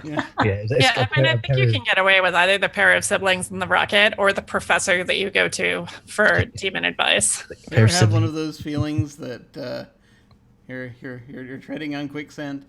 I see nothing wrong with this. This is clearly original content. Oh, clearly. And there's sibling makers that try to make items that can capture demons. Okay. That's interesting. Yeah. To me, because that actually kind of... I think there'd be a question as to whether that steps on the toes of the Goetics or not, because that's... it's interesting. It's interesting. Are these siblings? They have a talking dog. Who I feel like it'd be a direct rivalry. Siblings in a rocket. Actually, I like the idea that there being just a rocket just sort of just stuck in the middle of the street nearby that just for some reason is there. I like that idea. It looks like it's ready to launch, but it will never actually do so. No. Can't get out. But I think that a good question here is so if that's also is that also a negative that Yes, because I mean, like the Order of Goetica, from my understanding, they negotiate with the people, with the creatures that they summon, whereas these siblings and possibly this owner of the mansion, disrupt that by actually trying to capture and bind spirits and demons and angels to a particular object. Interesting. I mean, Goetics also have, they will have been known to do capture of demons and what have you in things. Even I know of some that have like portable cages, stuff like that. So that is a thing. That is a thing. But it is an interesting idea that maybe in this particular area, they're trying to put a more positive spin on the whole thing. And or at least the ones at this hostel do. And so it's kind of one of those deals. Do we have any points of interest for this neighborhood? I want to say there should be like a hot spring somewhere. Yeah, I was thinking the idea of like a spirit well. Ooh, a spirit well. Is it like? No, you go. No, you go. Okay. Does it attract spirits or does it produce spirits? Could be just like a local area that's known where spirits congregate. We're not exactly sure if that's where they're produced or I if like that's the where they idea just of sort of spirit geysers showing up of a sort. Or like or even just the idea of a spiritual geyser that can. No, we can do with that. So occasionally, spirits will pop up from this this well, and you'll just have a bunch of goetics who will come around and just communicate and talk to them, but not really with other goetics. They're sort of just there doing their own thing around the spirit well. Let's see. I like the idea of the spirit well.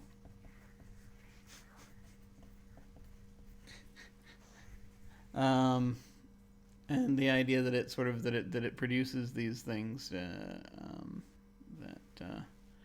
will come out from time to time. Someone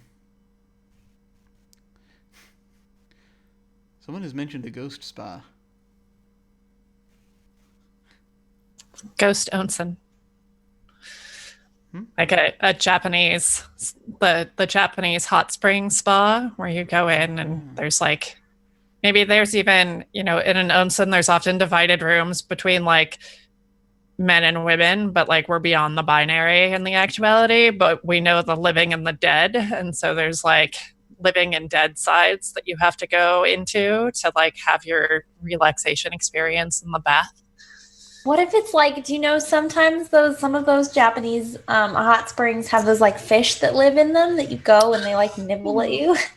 Yeah, the feet fish. Yeah. Koi. Doctor fish. That's what they're called. No, they're like little teeny tiny fish and they eat dead skin cells. So like it's like an exfoliating experience, except it involves tiny fish eating parts of you. And maybe they're not fish here. Maybe there's something else. Well, I feel like there's a way to combine a couple of things that we've been talking about here, because we already kind of, if you're talking about a place that's sort of normally powered by hot springs, what if this is actually a place that is kind of powered by this spirit well? There's like a runoff from it, and it's these. The spiritual energy will come bubbling up, and they'll actually. Then there's the question of whether or not that's a good thing or not, but I think it depends on what you do with it, right? So it could be like the spa could be like a weird convergence place where either the spirits, demons, angels, whatever, can come to fruition, but they need the sustenance that everyone who goes there provides them. Yeah, I like that. There's a suggestion in chat that says that the spirit will attracts the spirits and they talk and their conversations are reflected in the susurrus fountain. Ooh. I like that a lot. There may be a connection there. That's very cool. What does Mac think of this spirit well and spa? He's sort of not sure what to think about it. He's very, I want to say, unsophisticated in the way things work in general. Mm-hmm. Okay, so it's sort of a not sure. Cool. Are there any other points of interest we want to throw around this area? perhaps something that comes from either a different licensed property or something that's not the same. I have no idea what you're talking Hey, about. that spirit well had nothing to do with the unmentioned licensed property. No, of course not.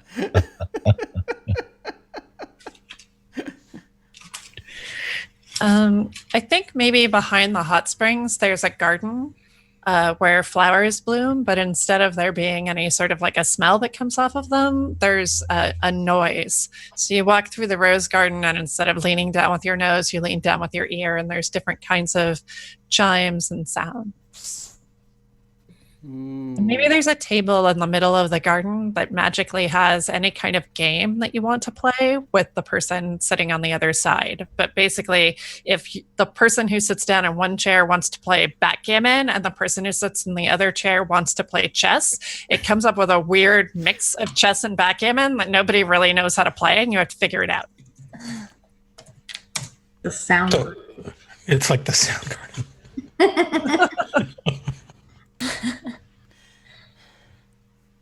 Yep. There it is.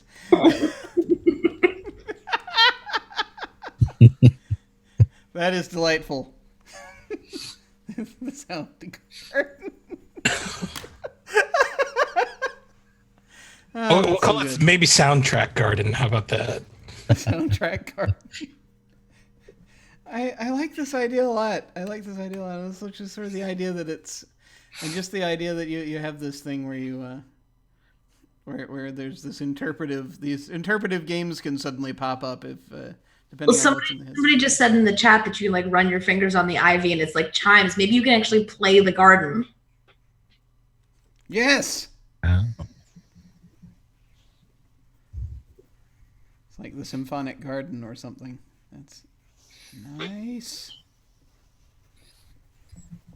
That's delightful. That is delightful. I find it delightful anyway. But what does Mac think of it? I think he's going to be pretty indifferent about it because it doesn't help him with his quest. Oh, of course.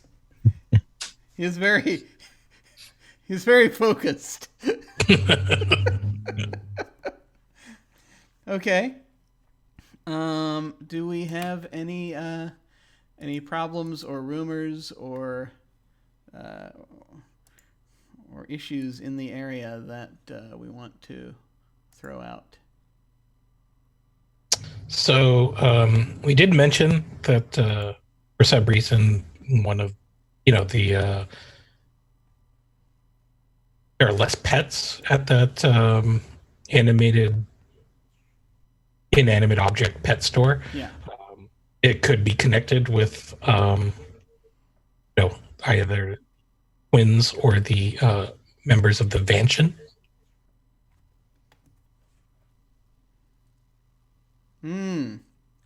So the thought that the Vances are taking the pets? Yes. Or, yeah.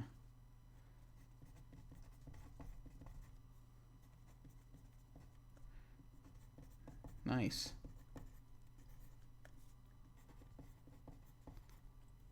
This sounds to me as though that might be a negative thing. Yes. Yeah. Cool. Did we want to throw any others in, or are we happy with what we have here?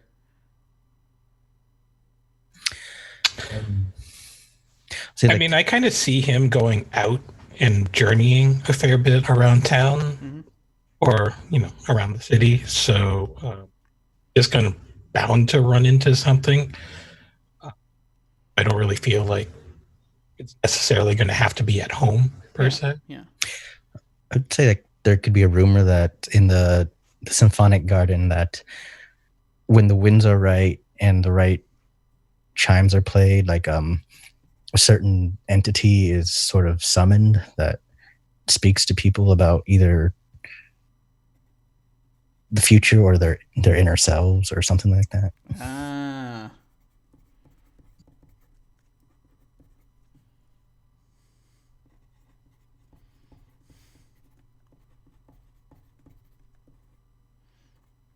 Good. I like that. That sounds to me like that could be a positive thing, maybe, but I don't know if Mac is also indifferent to that or not. No, I mean, if it leads to encountering a very powerful spirit, he'd definitely be interested. Oh yeah, cool. All right, so you do have more negatives than positives, so you are awarded a point of despair.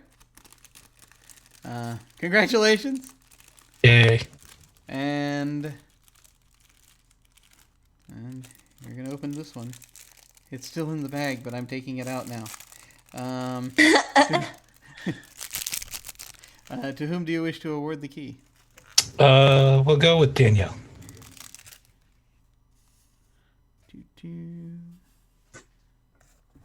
Righto. Okay. And now we shall go to Danielle. Yay! Hi.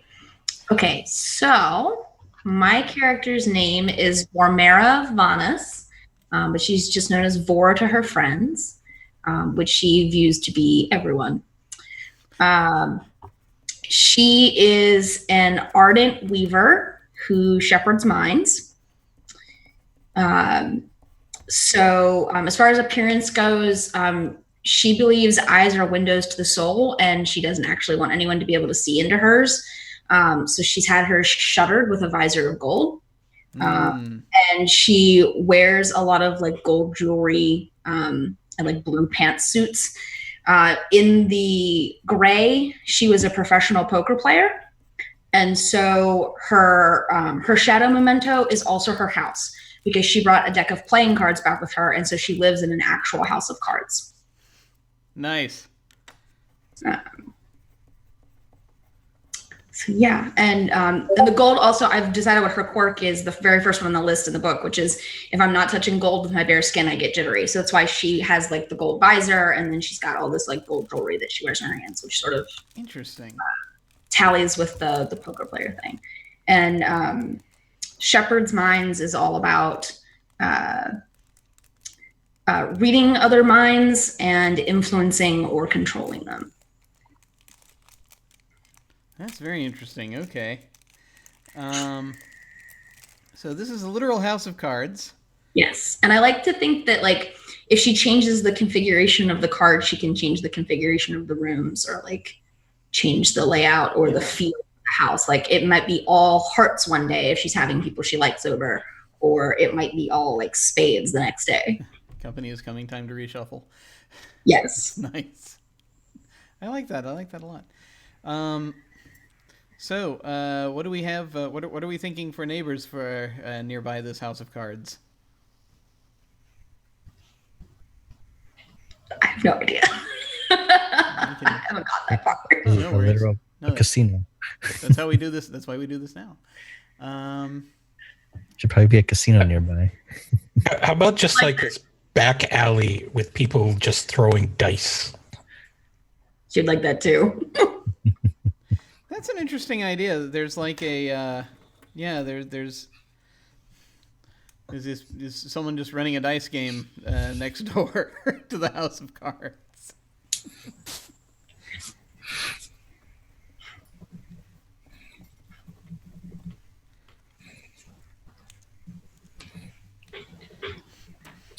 But is this like a it's not just any dice game, it's like I don't know, like it's like a fortune's dice, you know, where whatever the dice rolls can either, you know, it affects the path of them in the future.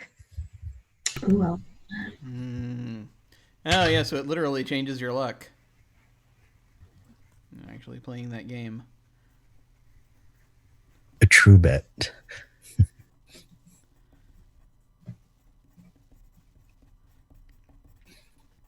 That would be a huge positive for her. She likes games of all kinds. It's interesting just because the and I feel like this, you know, there's someone, you know, so who has that kind of power to do something like that would be like a, yeah, either very powerful Vizsla, or it could be like an angel or So I was going to take the connected foundation too. So it might be someone she knows or is associated with. Yeah. Somehow. No, totally. That would be very interesting. So we sort of mine that for stuff. Yeah, and it could be, it might be even, say if it is a Vizsla, it could be somebody that you actually knew in Shadow. That would be really cool. Like someone that she's known for a long time. Yeah, and so there is that, and there is that whole gambling connection where it's like you worked together then, but you know, yeah, no, that's cool. I like that. All right, do we have any thoughts for the other neighbor?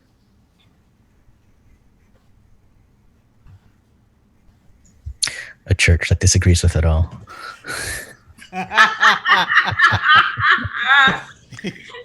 Yeah, it's built out of like just solid brick too. There's definitely some kind of metaphor in the church made out of solid brick and the gambling establishment made out of literally cards. That's fair. That's fair. Yeah, it's really good. Actually. I love the juxtaposition of the two.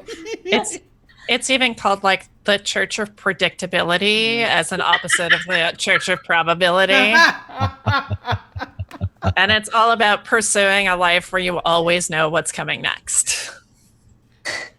Karen attends this church too. Yeah, I think she Clearly. That is clearly true. She's their number one parishioner. Yes. There's all the bake sales. A major donor. That makes sense. And they're probably all about not going to changeries. Yeah. It's like the Church of Stasis. My God. Oh, Church of Stasis is really. Wait, This is really good. there's one of the whatever they're called, the soul things. It's like the old man. They're like the ultimate church of the old man. They hate change. Oh It yeah. has to be the same. Church of Old Man Yelling at Cloud. Man, no, I like that a lot. I like that a lot. 'Cause they're right next door, and they just keep giving disapproving looks whenever Well, it they're- can be And like Miles and waves at them with all of her gold jewelry out of her card windows. it could be like there's those like the churches that are like across the street that have those arguments on their signs out front. Like it's not necessarily that you have a sign out front, but they're constantly putting passive aggressive messages specifically to you on their sign. I feel like Vor's also probably, because she like her thing is influencing minds, she's probably trying to slowly like take away all of their parishioners. And, Well, if you get Karen, that's going to be a major boon. That's why I'm going Karen's. war with this church. You get a whole neighborhood, you get Karen. There's nothing in the neighborhood but Karen and a single child. Exactly. That may or may not be real. She does get majority vote in the homeowners association, though. Oh my god. I feel as though the church is a negative. Church would be a negative. Just a Oh, thought. it's just kind of amusing and a nice challenge. Yeah. Oh my god. This is delightful. And so, what do we have for points of interest in the neighborhood?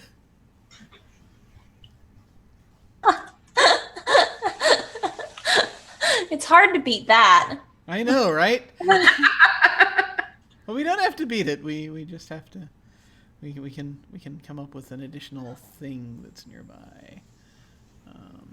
I'm trying to think. I used to live in like middle of nowhere, Kansas. It's literally exactly in the middle of Kansas. And it's in the middle of nowhere. And like every corner has a church on it. And I'm trying to think of like what other things there was.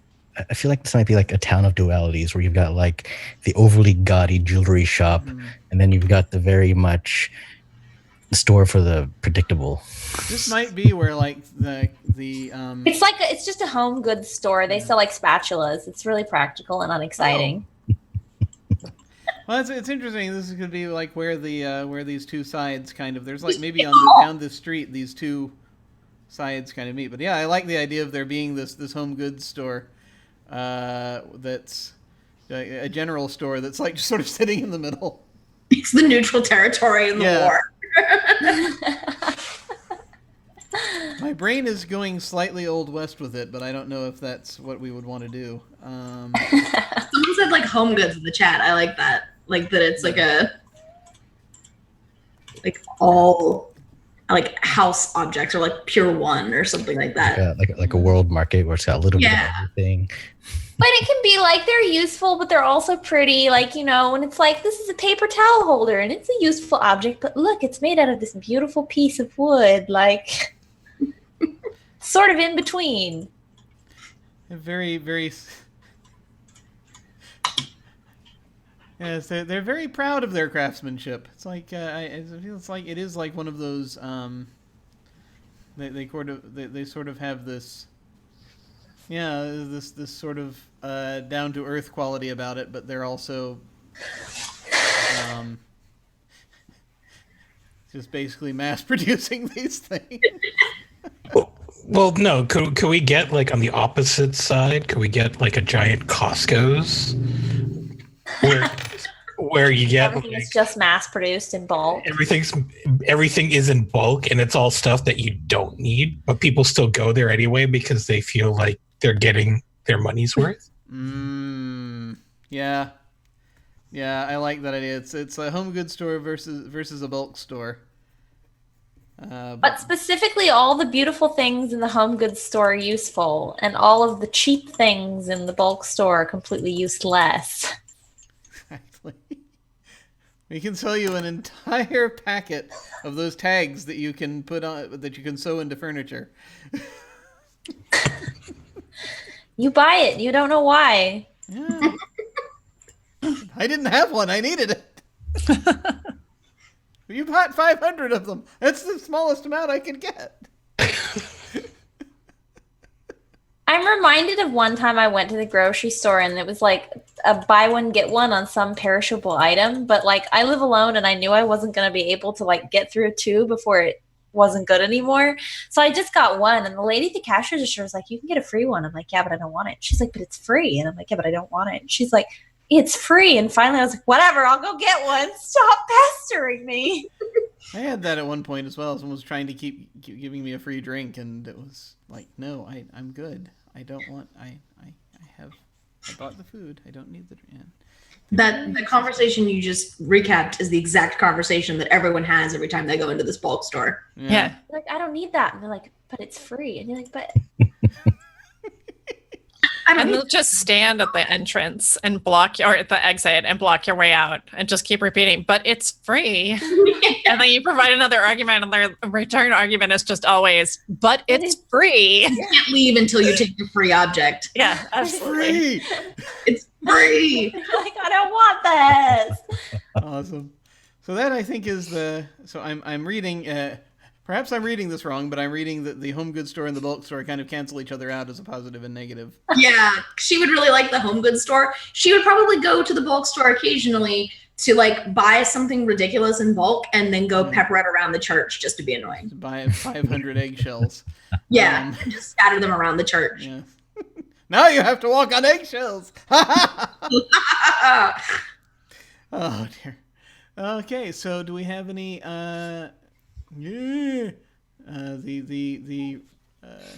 local problems, issues, or rumors. I want to say that the people at this at the craft store have been buying stuff from the Costco's and turning it into artisanal stuff. And the bulk store is really unhappy with that. Are they actually changing it at all, or are they just putting like a hand-drawn tag on it that just says no, like they're legitimately making it into stuff that people are excited to buy, to the point where maybe there's this sort of secret service where you buy stuff from the Costco store, like the store, and then you go to the back entrance of like the artisanal store, and then you get it fashioned into something that you could actually use and would appreciate in your home. almost like a black market. You take the free shit that they pawn off on you over to them and have it made into something useful, which defeats the purpose of what the Costco place wanted. That is wonderful. It's an artisanal black market. I love it. That sounds to me like a positive. Yeah, absolutely would be a positive for more. For the bulk store, there is indeed a cost for the extra items. You just never know what it is until after you've bought it. Oh, yeah. Later. The guy at the exit is checking off your receipt and telling you what everything cost. No. I like the idea that what your receipt says literally just changes when you leave, and you walk out the door to a chorus of "but it's free," and then you get to your, not a car, but transportation, and you look at your receipt and you're like, damn, it was $30 fucking, or whatever. Well, or it's like, it cost you one wish, or yeah. And you're like, I could have used that. Nice, very nice. So, did we have any? Are there any other rumors or anything else we want to throw in, or are we good? Okay, if we're good, then that actually leaned a little bit more positive than negative. You had 3 positives and 2 negatives, so you get a point of joy. Yay! And to whom do you wish to give you the key? I'm gonna give it to Wilde. Alrighty. Wilde has a key. All right, so that takes us through that part of the process, and from here on, there are some the rest of it is actually not going to, I think, take quite as long. We have PC bonds. Sort of determine here, which are in that chapter. Is basically if you let's see. Once players should agree on their character's relationship with one another. Most of the time, characters already know each other at the start of the game. Most bonds are intended for 2 characters. Most characters should have only 1 PC bond to start the game. It's possible to develop a bond later in the narrative using the develop a bond character arcs. So, bonded characters can share character arcs if they so desire. So, you each get a bond. That you can put on. You can all, if you want, you can all know each other if you want. But as far as just starting out, you each have 1 bond with one other PC. So, do you have ideas in this direction already, or do you want us to impose a sort of the person to your left is your bond person thing? Because we can go either way. I was going to say, we sort of decided that Shantanu and Aroshka maybe don't exactly live in the same neighborhood, but sort of close to one another. That might kind of make sense, that they at least know each other. I'll have to actually look at what the bonds are. I was going to say that Shantanu he would very much like Shaw because of, at the very least, the tower. He would want to be around there just to try and figure out what's going on with the tower and everything that's chain, all that magic. So are we like kind of friends of convenience that really you just come visit me so that you can see the tower that's next door? And you're like, no, let's stand outside for a little bit. It's such a nice day. I think it depends on what Shaw's take on, what was it, an apostate would be. Oh, that's a good question. So, sorry, go ahead. No, I'm thinking. A possibility suggests itself to me from among the choices of the PC bonds. For those of you following along at home, they start on page 200 of the PDF, 198 of the physical book. And the thought that I have that might work. Well,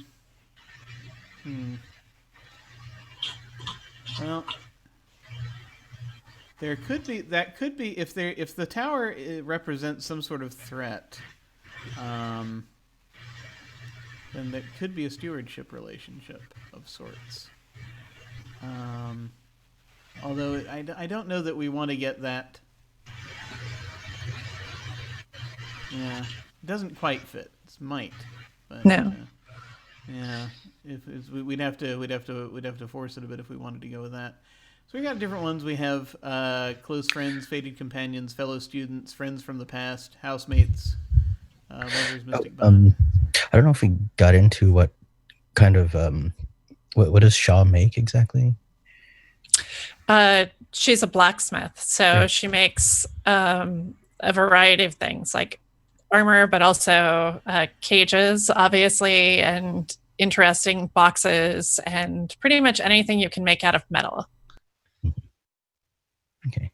I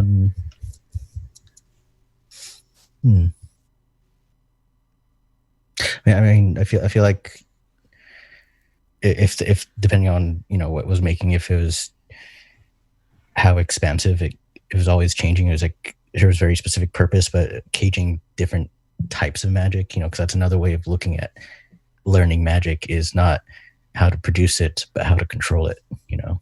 So he would, by caging things, he would be interested in that because it's like reverse working engineering in a magic. Right. So it could be possible that we could kind of call ourselves fellow students, which I think is one of them. Well, if you ever make use of that school that's nearby, then probably. Right. Well, I was just thinking because Shaw is she cages adversaries, so she has this cage that has sort of an ever-rotating retinue of demons and creatures in it that she draws power from. And she's probably interested in figuring out ways to advance the ability of that cage to hold bigger and stronger magic in a way that might be separate from her studies with the Order of the Makers. So it might, if that's something that you were interested in studying, was this idea of like containing magic, caging magic, capturing magic. They might be working on some kind of a project together. Sort of a fellow students, but self-directed study fellow students. Right. Yeah, and Shantanu would like because of all the information he would gather from everything else, it'd probably help to say, the way they do this, someone at the advanced school wouldn't tell you, that the Goetic school wouldn't tell you. He could instead, see they go about it this way and help you to change up your own magics that way. Yeah, because one of the things about the makers is that they lie to you, and so as you go further on through your training, you discover what was a lie, not what is a truth. And so she's very distrustful of the information that she gets because she knows that that's just part of the process, is being lied to. And so having somebody bring in outside information that she can use as a lens to look at things through would be definitely something she'd be into. Okay. Cool. As I am looking at this, I see there are two possible interpretations when I'm looking at the description of PC bonds. That it says most bonds are intended for 2 characters, but most befit a group of more if we wanted to do that. It had said most characters should have only 1 PC bond to start the game. And so the 2 interpretations I'm seeing here, one is that I had thought it was initially, was you each get a bond, you can throw it at another player. But another interpretation is that if you're part of a bond, then that could be your 1 bond. So I'm not sure which direction to lean in this case. What do we think? I think it makes the overlap easier if we all have a bond to give out, because then joining us together, it's like a web. That's what I had initially thought. Let's go ahead and do it that way if we may. So that way, that will make connections easier. I'm fine with doing that. So do we want to say that was the fellow students bond was the one? Do we want that to be the bond Wilde initiated, or do you want, or Djinnaya, do you want to be the initiator of that for that one? I feel like Whose are we using up? we can use up mine. I feel like Okay. on my wanderings, I would have found the tower, Cool. And seen the mine next to each other, just the juxtaposition of the two, Okay. Huh. So anyone? Who else wants to lob a bond on someone? I'll propose one for Danielle. Thinking shadow friends. So Mac in his previous life was or his life in the shadow was a video game designer, and so the proposed shared skill I would propose is game theory. Yes, let's do it. I love that. Excellent. Okay. Nice. Shadow friends. Cool. All right. So that's it. So that's Anino's bond. Who wants to go next? I would love to do relatives as a bond, but I don't know if there's anyone who wants to do that because that's a little bit more, I don't know, deep. Does someone want to be like a cousin? I mean, I'm not opposed. Do you want to be cousins with the really eccentric former Vance Bostate? I mean, Vor's pretty eccentric herself. She's running her own war against this church. So I feel like that probably fits. Like, it's a strange family. Just all a bunch of weirdos. So are we cousins? Sure. Okay. Nice. Sorry, did I cut you off? No, I just was confirming. So we're going to be Arashka and Vor will be cousins. Awesome. Cool. And so that just leaves Djinnaya and Arras to throw bonds at whomsoever they choose.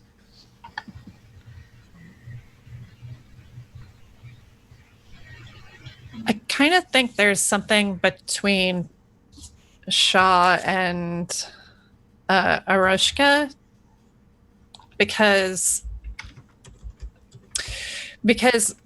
Shaw's very concerned about these, like, the darkness of keeping these creatures in the cage that she keeps and what that means for her own whatever. And because you are so interested in, like, this sort of positive reinforcement to, like, contain spells and everything else, I feel like there's something that Shaw wants to feel that you feel about magic, but I don't know what that would be.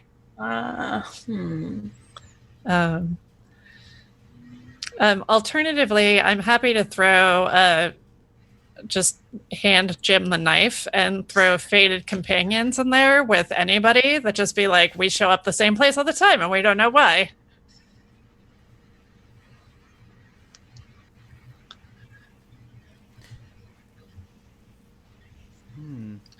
I actually did a third option occurred to me, but I don't know if you want to if you wish to entertain it or not. Of course. Because it's something that I think would fold into that might fold into Mac's story would be rivals, because he had this thing going where remember he was talking about trying to deal with folks like makers who are capturing people in cages. Right. Oh, that's true. That nature. Yeah, I could be a rival. Sure. You have so many options. Yeah, let's do that. A friendly rivalry. That's what it says in here. Two characters share a friendly rivalry. They don't want to see the other outright fail, but each would like to succeed more than they do. The rivalry may have an overt, specific story reason as well as a general one, such as being rivals for the same partner, or in this case, I guess, rivals over kind of a philosophical idea.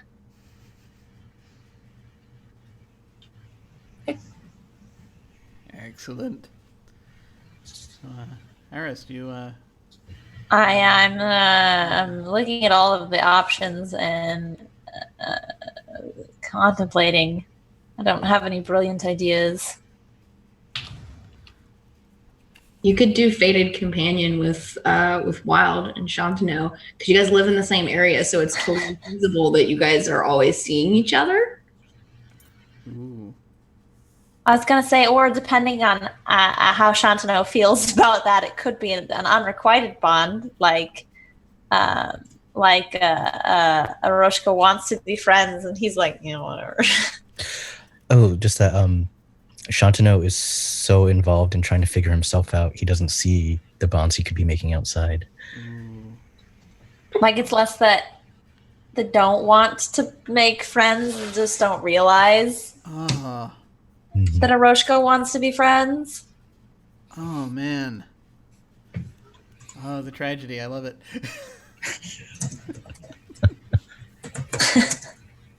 No, it's good. I like that a lot. You good with that? I'm good with that. Cool. Nice, nice, nice. Excellent. Okay, so we've got our bonds. So now the next step is ephemera. If you folks don't mind, I think I'm going to do that in downtime. This is where I assign you magic items, basically.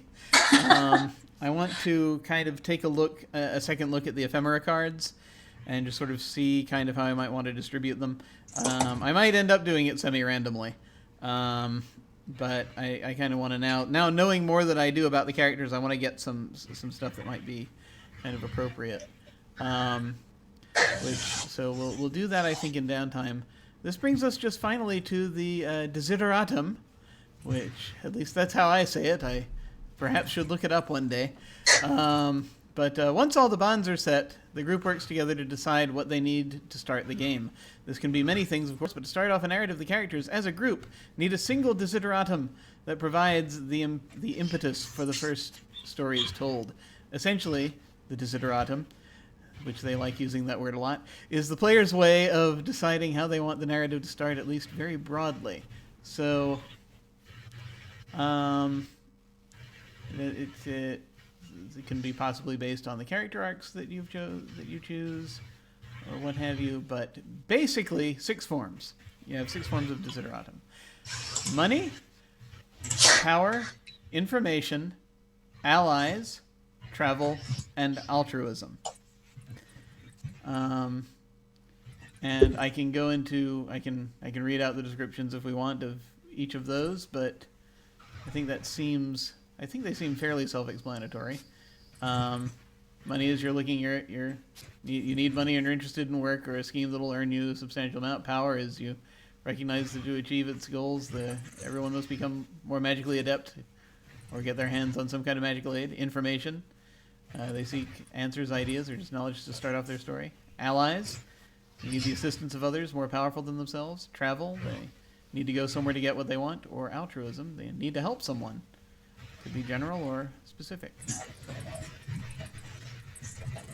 Is that for each character? Or No, it's one. As it's a a group, general. we're selecting one. I think my vote would be for travel. I like that one too. I like the idea that there's like some place where there's like a festival or something happening, and we all have our separate reason for going there. But it's dangerous. You shouldn't go alone.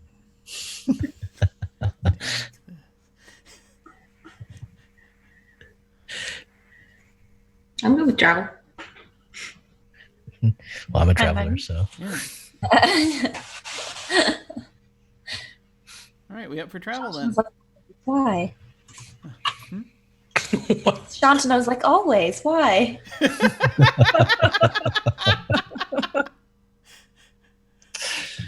Excellent. So there's going to be travel involved, and we will hammer that out as we go. All right, that is the first session.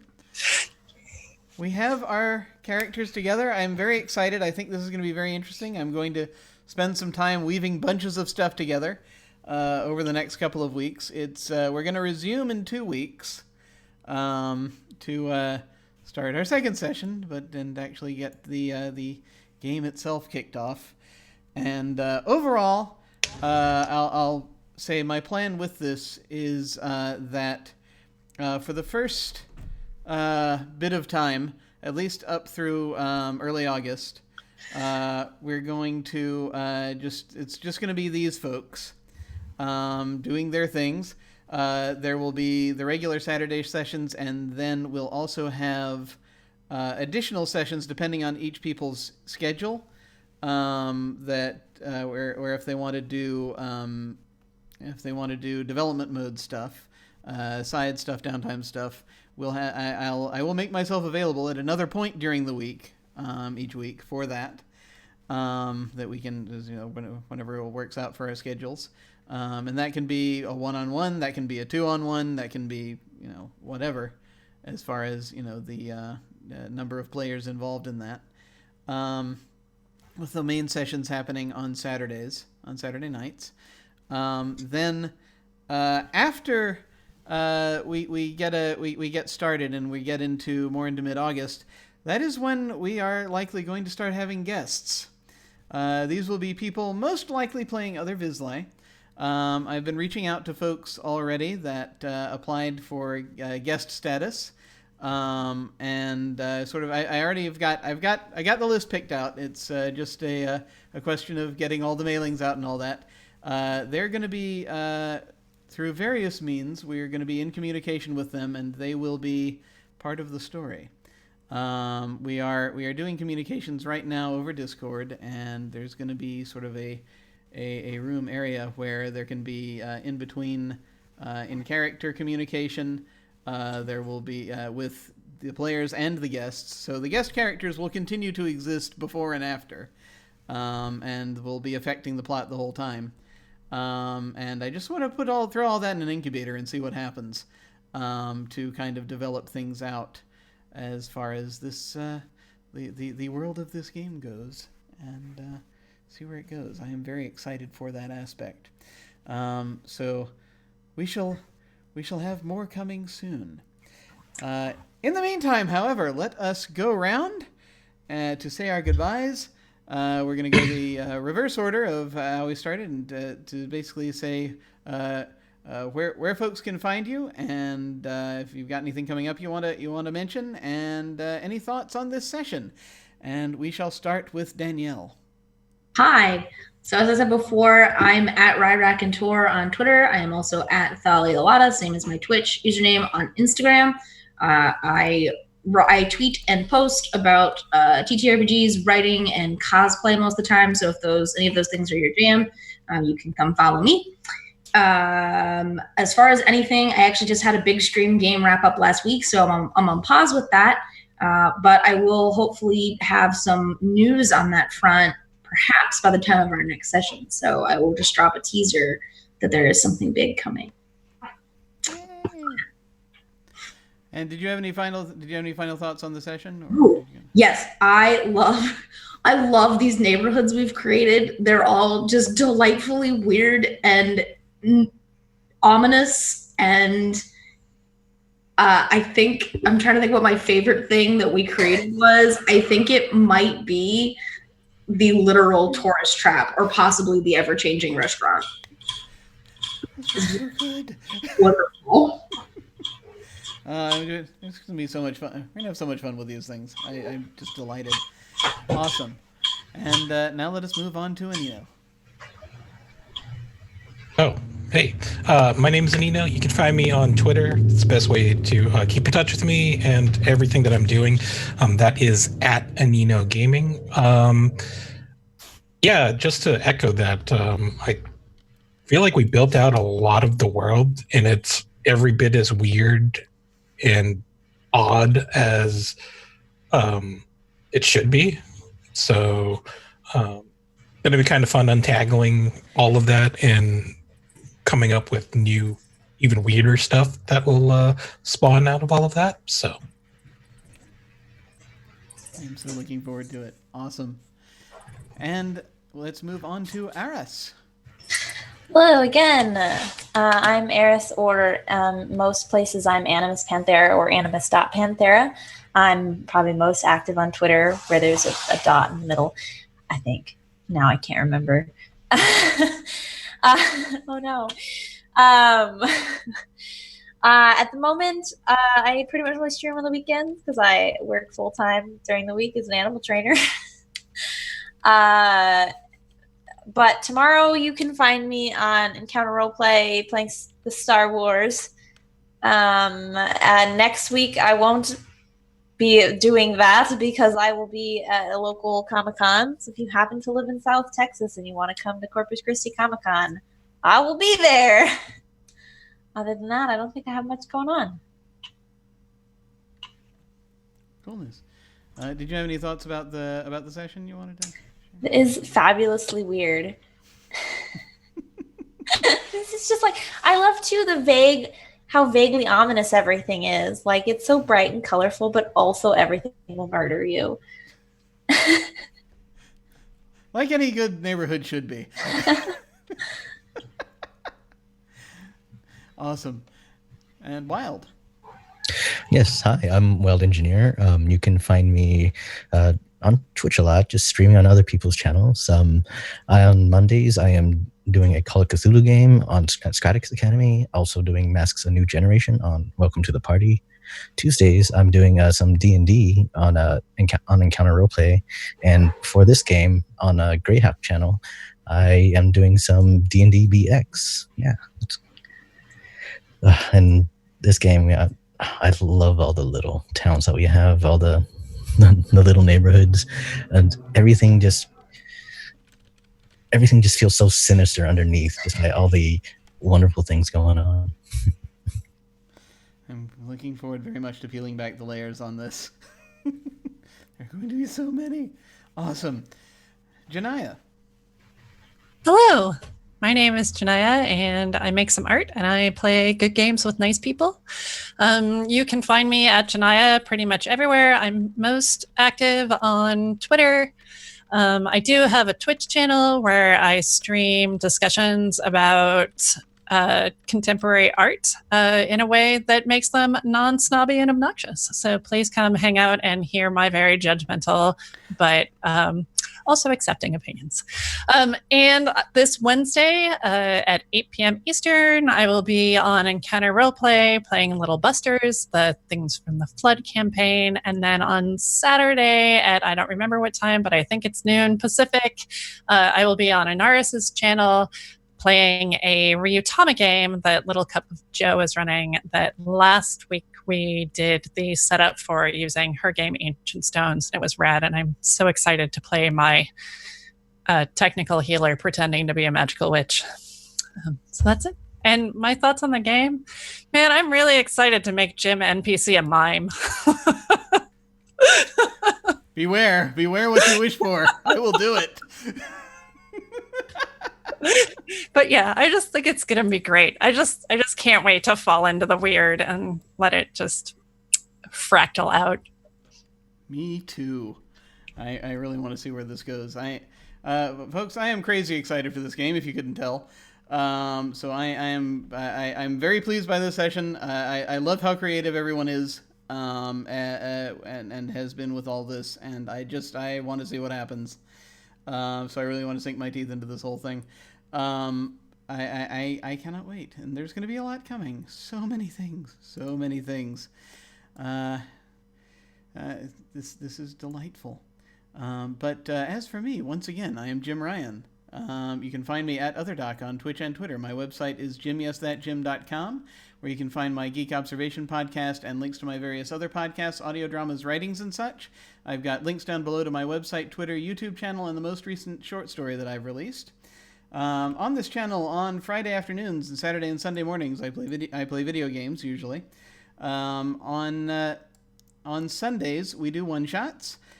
Tomorrow, the one-shot is 3 Days Until Retirement, a comedic game about cops on the edge. Basically, it's a takeoff on Lethal Weapon and a bunch of other sort of buddy cop films. I'm looking forward to seeing how that goes. On Monday afternoon, I'm going to be over on Katie's channel. That's Katie Face, Katyfaise, running the finale of the Inspectors campaign that we've been playing over there. It's a little sort of mini campaign, and that is paranormal comedy. And I just sort of want to see how incredibly, if we end up destroying the world on that one, I don't know. It could go anywhere. That's going to be very cool. On Thursday, back on this channel, that evening, we're going to have the finale of our short Durance campaign. That's our mini campaign for this month.